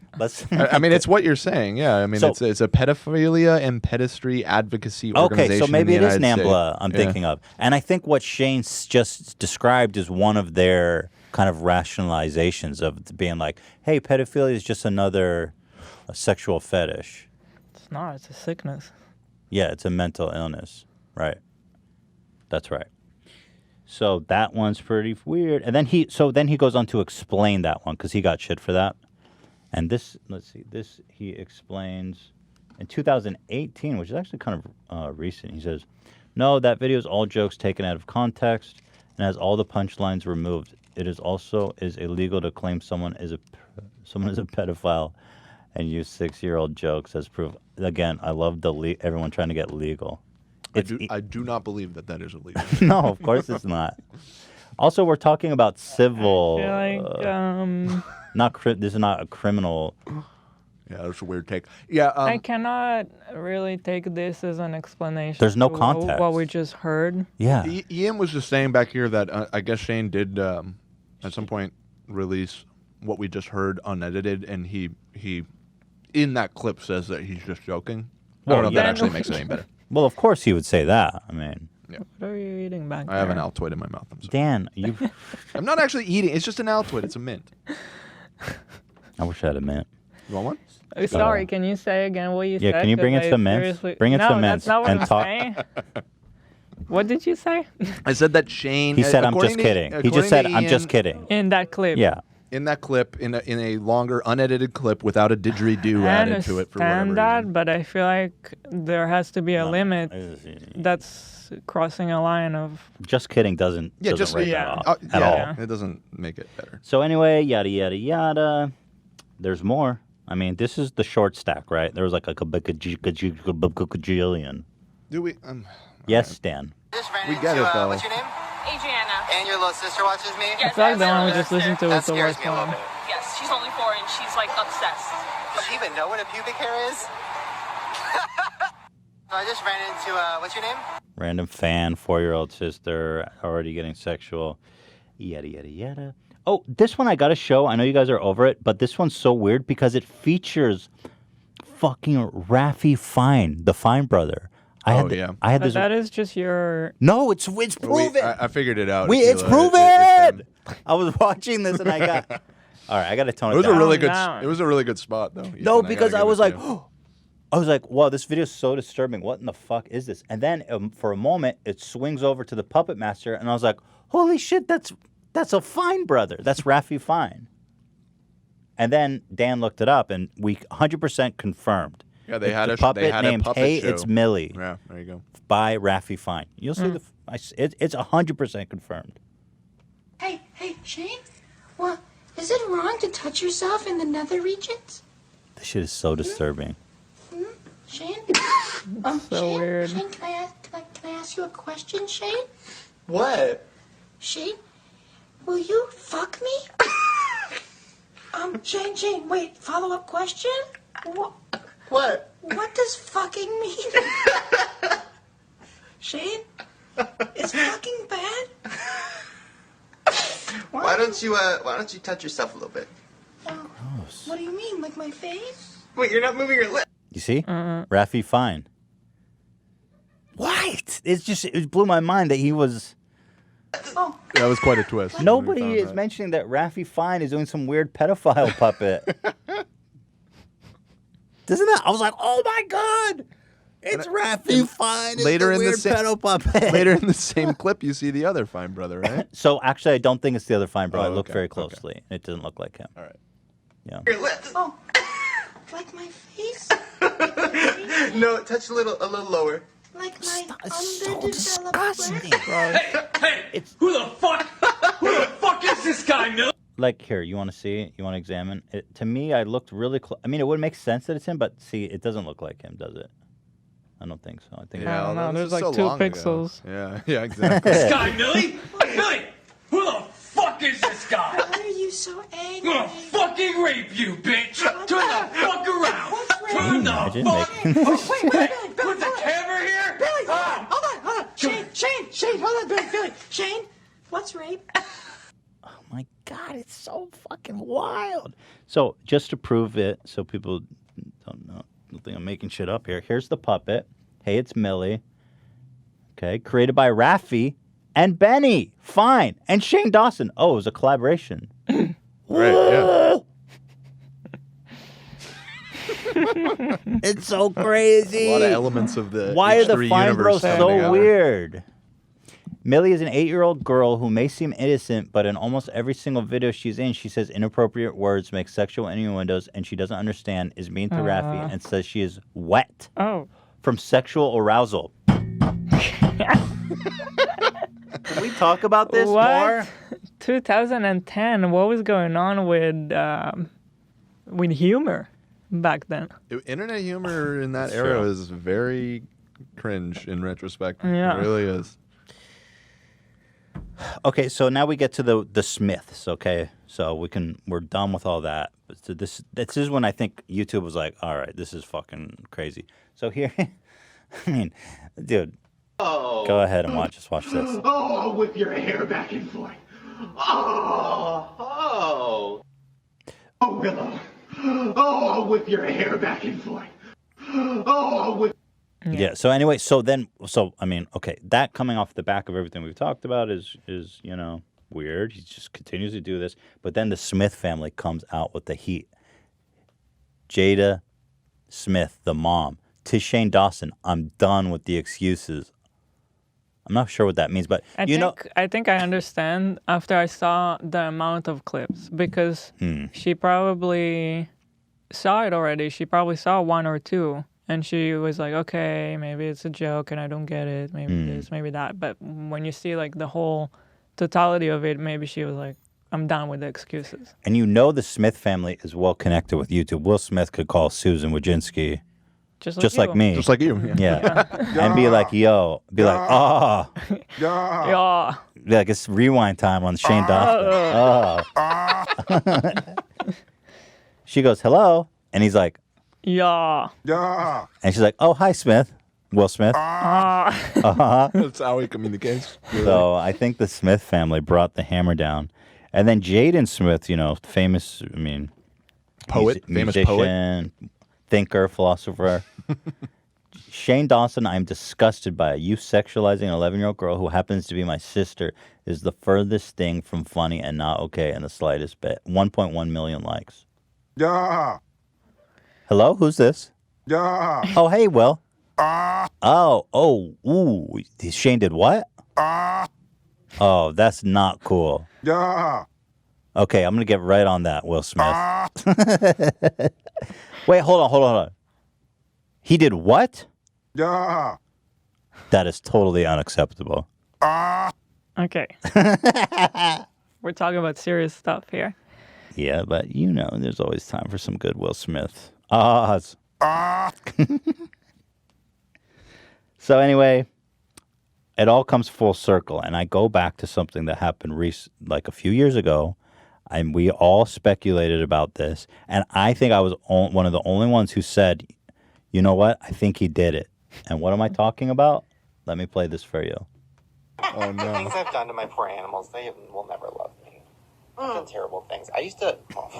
Oh, no. I don't know if you want to go there, Shane. What'd you do? One time, I laid my cat down on her back. Are you going to get arrested for this? I don't know. No. Think about it. I don't think so. Okay, go ahead. I didn't penetrate. I laid the cat down on her back, and then I moved her little chicken legs, spread open or whatever. And I was like, if I just hump, but on her tummy, that's not weird. Whatever. And then I humped it, and it kept going. I came all over the cat. No, you did not. It was my first sexual experience. No I was also way. I have said from the very first moment, I think he came on that cat. Because it was way too specific and way too detailed. And he said he was kidding, and everyone's like, oh, he's just kidding. That's Shane. I think that cat got cummed on. That was one of the greatest memes, wasn't it? When he wrote his tweet. The tweet. Yeah. I did not. First of all, I did not come on my cat, and everyone's like, "Whoa!" I didn't fuck my cat. Yeah. Yeah. I think he fucked. Oh no, he didn't fuck his cat. Well, he rubbed his dick on his cat, so I guess it. But in the context of everything we've just seen, raise your hand who thinks Shane came on his cat. Well, no, wouldn't he? He said he humped the cat. Isn't that fucking the cat? Well, he didn't penetrate. Yeah. But wouldn't that still be fucking if you're? I mean, it depends how you. It's a broad definition. Yeah. It's all bad. Did he come on the cat? Show of hands. Came on the cat. Yeah. Who came on the cat? I'm not going on the record. Okay. I think he fucked that cat. Okay, yeah, you're right. We shouldn't. But I mean, I think the coming on the cat is at least. Okay, let's not trivialize any of this. This is all very serious. So that's pretty much it. If you've come to... That's the T, sis. And that's the T, wow. sis. It's pretty crazy. Everybody loses in this story, unfortunately. Oh, there was one thing I wanted to show. Is that the crystal ball lady... Right. Who was the gatekeeper of all this drama, and I do want to give Technically, she's the not having a crystal ball lady. Just want to point out. Her channel name is... Without a crystal ball. She's got a great intro too. If you want to watch it. Yeah, I do. So it's at 3:30, so I can know where I was. Dude, it's fucking CT steaming, bro. I laughed when I saw this. I was like, yes, topical, funny. Epic, intelligent. Well, and T without a crystal ball. That's epic. Yeah. So anyway, that's her intro. Love it. God bless. So this is super interesting. She just made this video in response to Tati's video. And she said back in the day, she wrote a video about the drama involving Tati. And then Tati had her lawyers contact her to remove shit. I'm like, dude, this girl is... She just wrote an article about it. Yeah, let her explain. But what I really want to point out is that she has a pillow in the back that says love is love. It's the best. Huh? Which, if you think about it, What does it mean? It means absolutely nothing at all. And it's so funny. I just find it so funny. Love is love. Love is love, baby. What else could it be? What else could love be but love? It's all love. Love is love. Is tea love? No. Tea is love not is love. By so Tea is tea. So he's not having the best week. He's not having the best couple weeks. It's been, he can't make money on YouTube. Sony I hope you have it claiming timestamped. his videos. It's Yeah, a it's right mess. here. Okay. So there's the stuff with Dang. Shane, and I so hope. a lot of people were like, "Why is Tati speaking out now?" Whatever. I'm not here to say I don't like Tati. I have really no opinion. By the way, I don't a 20-minute video that I think I can boil down to 30 seconds when she finally gets to the point. really care about Tati, honestly. Love is love, I though. don't feel any sort of I hate you or It's I don't also like emotional. you. Just Do I like say some what of you her have to behavior? say. No, but that's just my opinion. Okay. Here we go. So last year I wrote a piece and after doing Ooh. that I received What a letter happened? from Love her is love. attorneys, and after which I received that letter, I cleaned up the article and I completely changed the way that the article was put together, and I took out any of the things that We don't would need to watch anything. That's it. That was 30 seconds of a 20-minute video. But I just really love Love is Love. You love is love. I love Love is Love. I believe that was the line. Shakespeare wrote that line originally. Love is love. Actually, now we move on to a very... God, it's like such a week, man. We talked about Doc. We talked about Shane. Now we got to move on to Chris D'Elia, friend of the show. And all of these guys were on the show. Everybody we've talked about has been a guest on I'm the the show. commonality. Yep. You did this. You know what? It really sucks is that I really like all these guys on a personal level. Doc is like such. Well, first of all, I'm not accusing anything of Doc. Let me step back. I'm not saying he did anything wrong. I don't know what he did. Doc is an awesome dude, though. He was like super entertaining, super funny. He's such a great guest. Shane is a. We don't know them on a personal level, though. From my, you're right. From my perception of having Having them as a guest. having ran into them. Yeah. But, well, Chris D'Elia I actually do know more on a personal level than these other people. For example... Even then, it's not like we hung out I outside of this. No. But he, when Theodore was born, he sent us a gift, and I was like, oh, my God, that's so thoughtful. Mm-hmm. Like, he was one of the few people that sent us a gift, and, for him to have followed that and and it was a really nice gift, too. It was, a really cool toys and blanket. It was a really beautiful bag. I was honestly I was like, wow, that's so thoughtful of him to send that. Yeah. We texted a couple times about Metamucil. We were laughing because I was like, dude, Metamucil's safe, bro. Is a game changer, and we were laughing about Metamucil and stuff. So I would, I liked him a lot as a dude. I thought he on his act, he's kind of crass and he's very I'll just say and do what I want and fuck you. But I was like, wow, on a personal level, my dealings with him personally, I was like, he's such a sweet, tender, caring guy. Mm. So when these accusations about Chris came out, I was just, honestly, my first reaction was just like, dude, why? Why do you have, why, man? Why would you risk anything to just flirt with these girls on Instagram and fucking Snapchat? Just, why would you put yourself at risk? Just, fucking why, man? Why are you doing this? It's a sickness. And that's what It's a sex addiction. It must be some kind of thing. Because Chris always makes a big deal about how he doesn't do drug, or I don't know if he makes a big deal, but it's pretty remarkable. He talks about it He's like, he says, I have never tried any drug. I've never taken a sip of alcohol. I've never smoked a single puff of weed. And it's remarkable. It's like, so it's almost like his addiction is sex, is what it seems like. Which is, the fucked up thing about a sex addiction is that again, it by definition includes other people who are probably, are going to be deeply affected by what you do. Mhm. Smoking weed and alcohol, maybe it can affect your family as a byproduct, but ultimately it's something you're doing to yourself. You don't need other people's consent. I'm not saying he raped anyone, but like there's a power dynamic, and Mhm. I think it's just, I really hate to see, and I've seen it a lot, when these celebrities with power and influence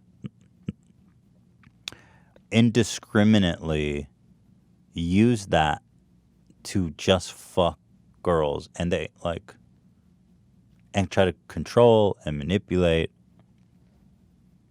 And it's just like, dude, why? You can get a normal girl. You can get a girl, because like he's 30, I think, or I think 40. he was, He's 40. I think he's not 40. I think he was 35 Yeah. in the time of some of those stories. And so the vast majority of the girls are like right on the cusp of 18, like super young. It's like, dude, how about just fuck a 25-year-old if you want a younger girl, Yeah. Or just like find like a normal girl. Like, because the thing about 18-year-olds and girls around that age is that like they're, on the most part, I don't want to discriminate against younger people, but the maturity level against someone who's like 25, 30 is just so vast. Well, yeah, and when you read their stories, they say the only reason I responded is because I told my friends that this guy messaged me and he's verified and all this stuff, and the friends were like, "Oh, he's famous. You gotta respond." Yeah, because when you're 18, it's like, mesmerizing. It's like yeah. magic. Well, even in general, there's a lot of gravity towards being a celebrity, right? Like, it's like this mythical, magical thing, and you can really influence people with it. But it's like, but when you're talking about, I personally, thinking back to myself as 18, I know that we legally consider 18-year-olds adults, but like, I was very much still a child at that age. Yeah. I was far from adult at 18. He was an adult. But he was That's like the problem. So he let me. was the one that should have known better. So I was very disappointed, and I was just like, dude, why would you do? Why? Just, dude, he had everything going for him. He was on top of the world. He was like, he's featured in this huge Netflix blockbuster that was like $100 million budget. That like, and it's like, dude, he was on his way. He had it all. But I just don't understand why. Why would you risk all that just to fuck some young girls, man? Anyway, let's talk about what actually happened. There was, first of all, it was like the enormity. There was like dozens of girls that came out with similar stories. He said, I'll start with his statement on all this. He said to TMZ, "I know I have said and done things that might have offended people during my career, but I have never knowingly pursued any underage woman at any point."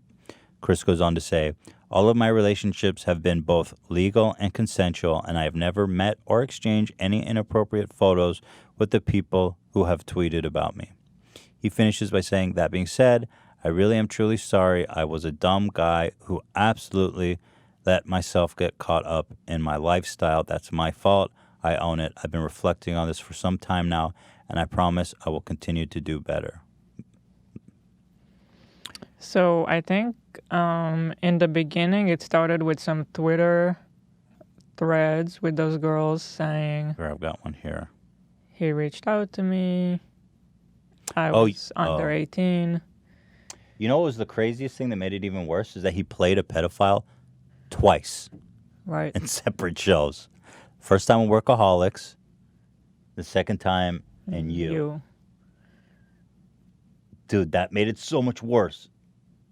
Anyway, The You one was far worse because not only was it a pedophile, he was playing a comedian that preyed on young girls. Mhm. He was basically playing himself. Oh my God. So he said, let's see, what is this? Send me a pic. She sends a... She claims she was 16 at the time of this conversation. And he was apparently, in 34, 35. It was in 2014. Send a pic. She sends a panda. And he says, haha, the fucking panda dick. They're very exotic. Is that it? I guess she's just saying he was. I mean, yeah, you don't want to ask a 16-year-old for pictures. Oh, here's another one. Imagine being 16 and being groomed by a stand-up comedian twice your age, and the only reason you never met up and got physically molested was because you had just gotten a boyfriend your own age. He says, hey, I'm in your town. Let's hang. Do you want to meet up tonight? Yes. Can we make out? He asked her. And so, like, yeah, there's no proof here exactly of something illegal happening just from this screenshot. But the problem is that you start to see the pattern of what he was doing across all these different stories. And you can definitely see a predatory behavior. He, a lot of times, would start talking to them on Instagram and then switch to email or text or whatever. But on their Instagram, a lot of them say he could clearly see my age, like... If you're on their Instagram... It's the feed of a 16-year-old. Yeah.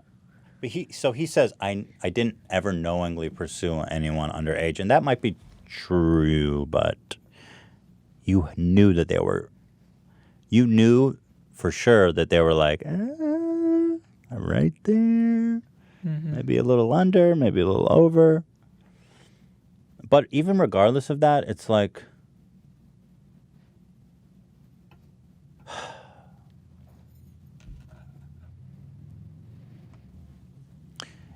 I don't know. It's like, do you... Let's say this guy really likes sex. It's the only thing he cares about in the world. And he's like, I'm famous. I'm attractive. I just want to fuck whoever wants to fuck me. And so he's like, I'm traveling in all these towns. I'm going everywhere. He's like, I just want to fuck people that want to fuck me. I just want to fuck all the time. And so he's messaging everybody. He's like, hey, I want to fuck. I want to fuck. I want to fuck. Yeah, the problem is that there is a common theme here that shows... They're too young. Yeah. He's targeting people that are too young. Yeah, at least for me, that just from observing what I'm seeing. It's definitely behavior that I think is The problem not is when you okay. target someone that's so young too is that, like, there's a good chance that you, because of your celebrity status, you'll be putting them in a position they're not fully comfortable with, even though they are consenting. Yeah, that's why he's abusing his power. Yeah, because they'll come over like, oh my God, it's Chris D'Elia, and then he'll be like, you want a drink? And then he'll start acting inappropriately. And then she's like, I don't want to say no because it's Chris D'Elia. And, well, I came here. And, of course, he's expecting this of me. Yeah. And so they end up in the situation that they're very uncomfortable with. And they go through with it because of they're embarrassed or they're ashamed or yada, yada, yada, right? Yeah. So, like, let's say it's not explicitly rape, but he's putting people in situations that they are probably not fully comfortable with. Yeah, and they're so young they don't really know how to behave, how to back out of it. Yeah, it's a good point because I feel like a lot of people will misunderstand these situations and they're like, well, if someone didn't rape her, then she consented. She was there by choice. What's the problem? Yeah, it's gray. It's grayer. It's he's the adult in the situation and he needs to know better and to do better and not abuse his power. And the fact that this went on for a really long time among a lot of girls, and so he kind of must, like, it can happen once and you're like, oh, dude, and then maybe you're like, oh man, that was like, maybe I crossed the line. Maybe whatever. But these are specific stories that came out in the LA Times because there's just tons of anonymous people, not anonymous, but tons of claims and accusations very similar to this one on Twitter. And some of them had to go anonymous because they were actually getting a shit on by his fans, which is another problem for victims to come out with your story is not that easy. No, I totally agree. It's horrifying because, like, you already feel guilty and you already feel ashamed. But then, so the most fucked up thing is that you feel guilty and ashamed because you know that if you don't say anything, then you'll enable other people to go through what you did. So it's almost like it's not, they don't want the attention, right? You have to understand that they can't live with the guilt of knowing that they're allowing this to happen to more people. So that is like a torturous It's just got to be an awful feeling like you don't want to go out in the spotlight. You've been put in this position by somebody else. You have this damage from somebody else. You just want to move on and get on with your life. But at the same time, you know that person's still doing that. And so you see yourself as obligated to say something morally. It's just, it's on all front. And then you know that people are going to call you a liar. It's all bad for you. It's just a horrible, horrible, horrible situation. It's not a good sort of attention. They stand nothing to gain from it, the victims. Yeah, it's horrible. I mean, there's just a pile of, it's just the worst from all sides. It's awful for your family to hear about what happened to you. It's awful for everyone. And then on top of that, you have to deal with fans of that person who are going to come at you and call you a liar. Email you, call you a whore, call you a liar. Yeah. I mean, dude, I think, first of all, there are fake allegations, and that shit is so fucked to actually go on record and falsely accuse someone is as heinous as doing the act itself. But I think there's not as many fake accusations as a lot of people believe there are. Not even close. Yeah. It's not even anything comparable. I mean, there are them, and that the is fact that they exist is true. That they are heinous is true. Yeah. But whenever someone comes out with a story, your reaction shouldn't be immediately like, oh, this is a fake allegations. It's okay to want to read more and get the full picture, but it's fair to be like, let's pump the brakes and let all the information come out before I make any judgment. That's probably the best approach. But to attack the person, right? To immediately attack back is just a bad idea, because if it is true, and it most likely is true, it is most likely. You can't argue, really. I mean, I can tell you from my personal life, maybe 95% of the females that I know have a story that is real. So it's crazy. It's way more than people realize. Way, way, way, way more. Yeah, it is crazy. It is crazy. So, well, anyway, those are all just on Twitter, but the LA Times did an investigation, and this is all corroborated. So this is like real journalism. I mean, this is the LA Times. So these stories are to me really, really kind of seal the deal here. He says one of those fans was Jackie Cohen, a UCLA student who first started talking to D'Elia when he responded to a picture of her on Snapchat, she said. Their conversation moved to text message. He wrote to her from the same number he used to correspond with another person, Holtzman, and was immediately sexual. Cohen shared screenshots of their exchange with the Times. Hey, he first said in June 2017. Hey, what you up to? She responded. You want to suck my cock? He replied. Wasting no time, Jesus. Should we not read this? Is it too? It's part of the or YouTube. I mean, it's important. I think it's important. The 19-year-old told the 37-year-old she would give him oral sex, telling him she was looking for nothing but fun and would be gone with no strings after the potential encounter. That sounds like a perfectly fine experience, right? Two consenting adults. But then this is when it gets really weird, right? He goes, how badly do you want to hang out with me? Cohen said of the exchanges, I said, pretty bad. You're really cute. We get along. We don't have to go out. But he kept wanting me to prove myself before we could hang out. After months of on and off messaging, D'Elia wrote to her out of the blue in August 2017, I want you to suck my friend tonight. Will you go do that for me? Soon thereafter, she said she began receiving phones and video calls from an older man who identified himself as D'Elia's best friend. He told me, Chris just wants to make sure you're real. I want nothing. I promise. Chris is making out to be more than it is. Cohen said of the conversation, he kept asking for my address so we could meet up and I could be approved to meet Chris. But I wouldn't tell him where I lived. I only told him I lived in Encino. Later that night, she said she received angry messages from D'Elia inquiring why she had not met his friend. My buddy, quote, my buddy drove to you, what the fuck? said a screenshot text. Jimmy Cowan, Jackie's brother, told the Times he was sitting with her while the exchange was happening and was creeped out, finding Delia's request hilariously pathetic. Chris never had my consent to promise my body to anyone, added Jackie.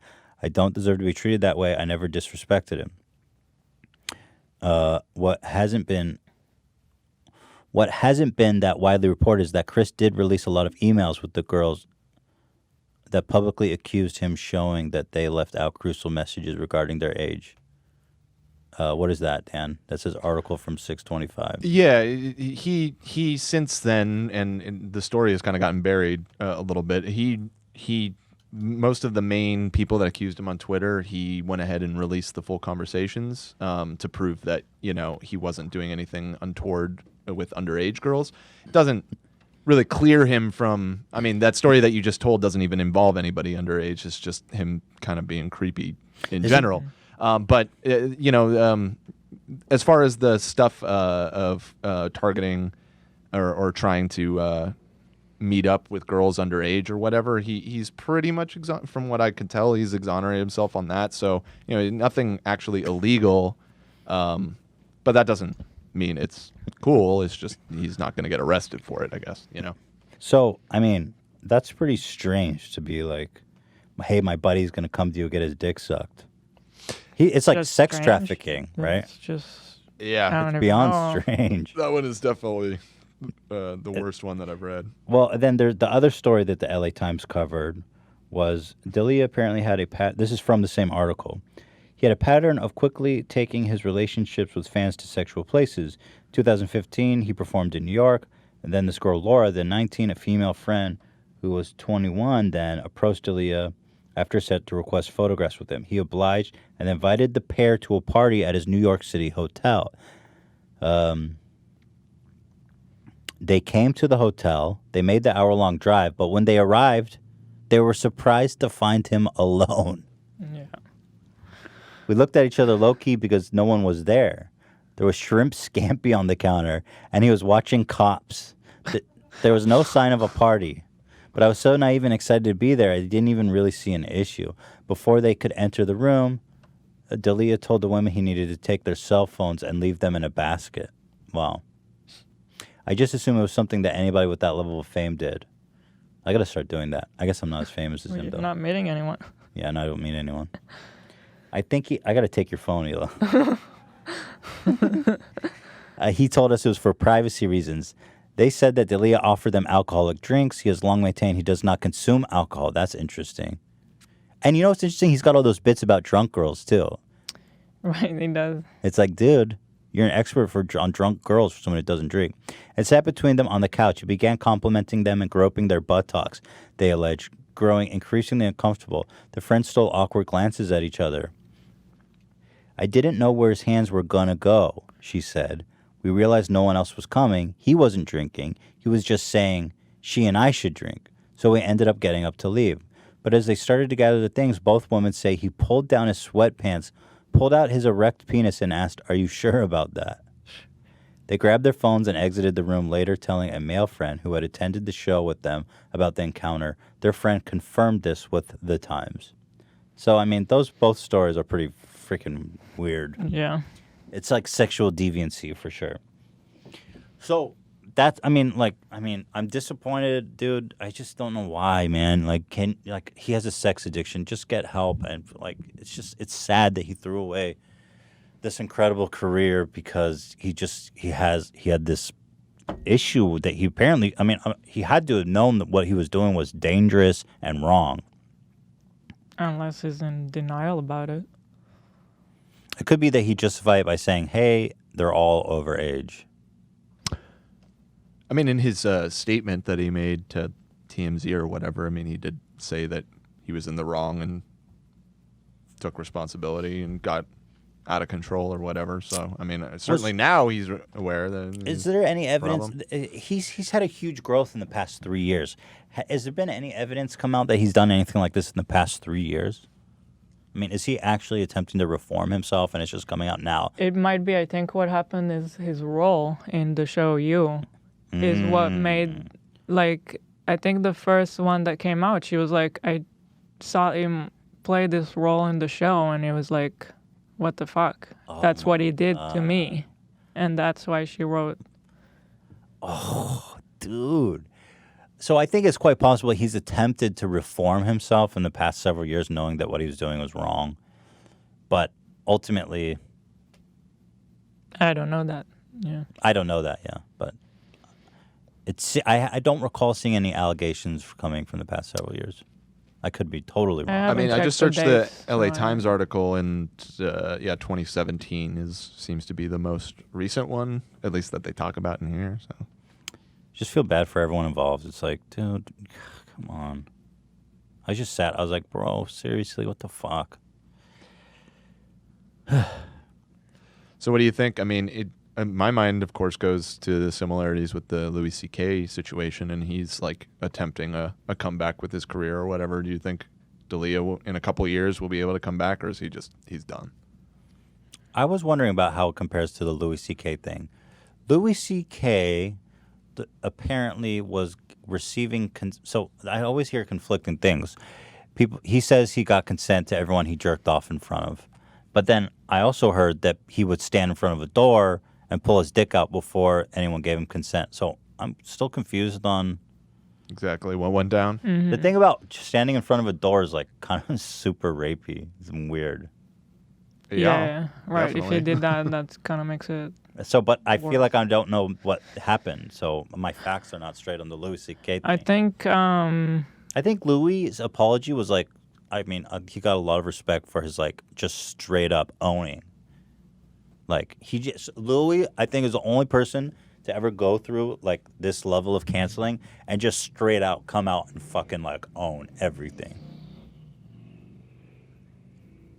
I mean, yeah, sort of. Still waiting to see what exactly kind of comeback he's planning.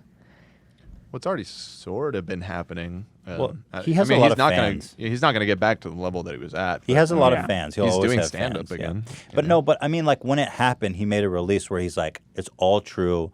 I did that shit. I'm sick, that was and I good. need help." Right. And I think I personally found that really refreshing to see somebody be like, owning it. Yeah. At the same time, Louis. I mean, first of all, it's shocking to see someone jerk off, but Chris is like, I feel like it takes time to process these things. Like, I'm still trying to really process what happened with Chris, because at first it was these stories, and then I heard just the last two stories we just talked about, which really sound awful to me. And in his case, I do think it's involving young girls, maybe underage. Yeah, that feels worse. Which makes it really bad. And that he's having sex with them. Like, seeing someone jerk off is shocking and it could be traumatic, but I think, like, the intimacy of sex is probably... Honestly, they're both bad. Yeah, they're both tough. They're both tough. What am I comparing the Holocaust to the Armenian genocide over here? Except, let's tone it down, Ethan. Probably not quite as bad. Nobody as those two died, events, but the point is that, why are we comparing them? Yeah. It's all sad. But I have a happy ending. I intentionally was like, this episode's gonna be heavy, but I'm gonna end it with something awesome. Are you ready? This guy, Theo Shantonis. I'm such an illiterate idiot. I think I said it right though. Theo Shantonis. Looks right. On Twitter. He posted what I think is the greatest video ever. I was watching this last night, and I was like, this is the best video ever. So follow him and watch this. He said, lockdown has provided important research time for science. Did you watch this, Hila? Mm-hmm. It's fucking awesome. Oh, yeah, there you go. So he's on a treadmill and a laundry basket, and he speeds it up by 1 mile per hour every time. And he's trying to stick the landing. And it gets faster and faster, and it just gets so crazy. This one he actually pimped out like hard. That's some cool running shit. This one he just explodes. It's so funny. I love him. It's such a funny idea. God, I wish I thought of it, you know? I love at like 7 miles per hour, he sticks that bitch like a master. It's the sweet spot of speed and control. Dude, he fucking nailed that. And that's it. It's all hits the fan.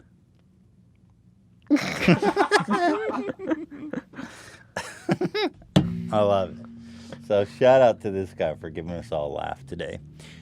At Theo Shantonis. God bless him.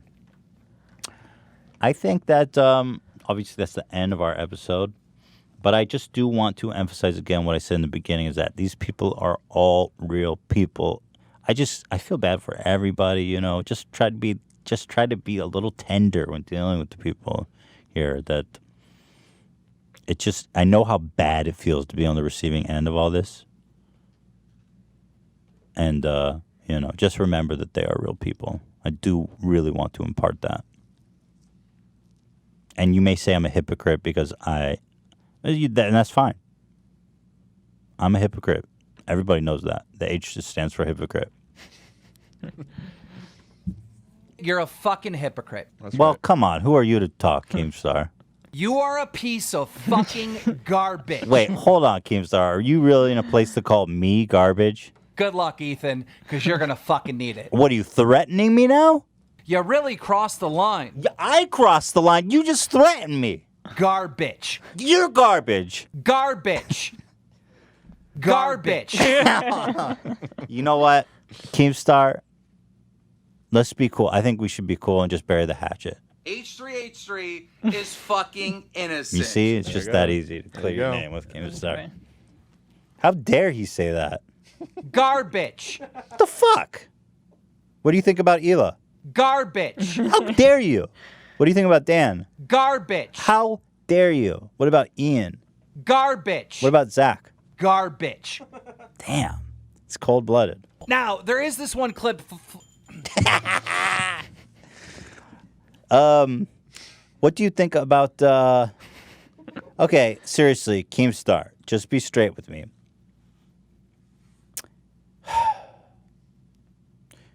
What do you think about, roses? Garbage. Pizza? Garbage. Puppies? Garbage. What? Really? Kittens? Garbage. Weird. Love is love. Love is love. Garbage. What? Love is love. Keemstar, what do you think about... Help me out here. Let's end it. For God's sake. What do you think about this podcast? Garbage. I'll agree with that one. And you got it right on that case. Garbage. Garbage. Garbage. Garbage. All right, well, anyway. Garbage. Oh, my God. Anyway, guys, thank you for joining us today on what can only be described as the most tea-filled Earl Black.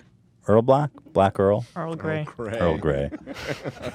How can you get that wrong? I don't want to listen. There's a lot on my mind. Earl Grey tea, like the greasy, really thick tea, you know? I don't know. I'm still a little lost. You don't know about greasy tea? Like when you've had a cup? I swear to God, it's disgusting. Earl Grey is greasy. It's so thick. Not greasy. Man, I don't know whatever I've been drinking. Must be expired. There's like grease on the top, bro.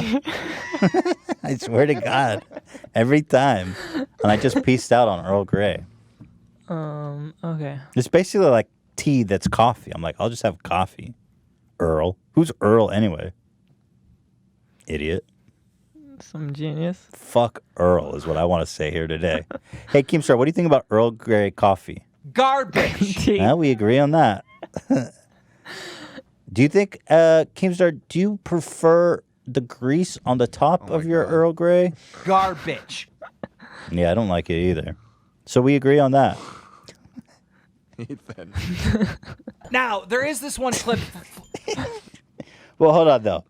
No one knows what this is making fun of, though. Well, hold on, though. It's just us. Sometimes I do like Earl Grey with a little cream in it. You're a fucking hypocrite. I'm sorry, but if you put cream in it, it really makes it okay. You're a fucking hypocrite. Well, we disagree on that, I guess. Garbage. All right. Guys, we'll see you next week. What can I say? Oh, Hamilton is out. I'm so excited. The Hamilton film on Disney Plus. I'm a closeted Hamilton fan. Not that And now close. I just lost all my street credibility. Ethan is just like really obsessed with it. I think it's a really... I know. I don't know why. I'm sorry. Ela gets mad because I like Hamilton. Not because you just like it, because you're obsessed. Sorry for caring about something. You can listen to the album like 7 days a week. It's been a lot less. There was a time It's when I was... been less lately, I'll admit, except this 5 a.m. Well, I took a dump. this morning Well, that you woke I me woke up up- with it. I woke up at 5 a.m. and I had to take a dump, and it was just awful because it was like So you so put up disruptive. songs. But I was all hyped to watch Hamilton Yeah. today that I didn't realize that like the door was open and I was making way too much noise for sure, and I apologize. I hear like You woke up to it, Ela? I literally woke up at 5 a.m. to hear Hamilton playing and Ethan using like the Toto, and I hear like the air dryer. No, I didn't use the air dryer, Or the but I was water. squirting. It was going on for a few minutes, and I had to yell. You sent me a message, turn it down, and then it stopped completely, like when mom and dad scream at you. So do you not bidet anymore? No, I was bidet. It is a bidet. She heard the bidet going crazy because it's got Yeah. the pulsate and the oscillate. So it's going. And at the Yeah. same time, it goes. Yeah. Does it tickle? Like, does it tickle your ass? Nah. Oh. Just power wash. You seen power wash porn? Power wash porn? No, it's I a have. subreddit where Yeah. they show Oh. something dirty, and then you power wash it, and it's like so clean. That's what the Toto is. Power wash for the asshole. Wendy Williams. That is so inappropriate. that is Wendy Williams busting ass. That's the real soundbite. Go ahead, Zach. You can smell it. You can It smell sounds it. so fake. You can smell it. All right, let's wrap it up. I'm starving. I'm so hungry. Mexican food, right? Keep going, Zach. You're making me hungrier. All right. All right, guys. Have a great, terrific weekend. We love you. We appreciate you. And we'll be seeing you next week here on the H3 Hypocrite 3 podcast.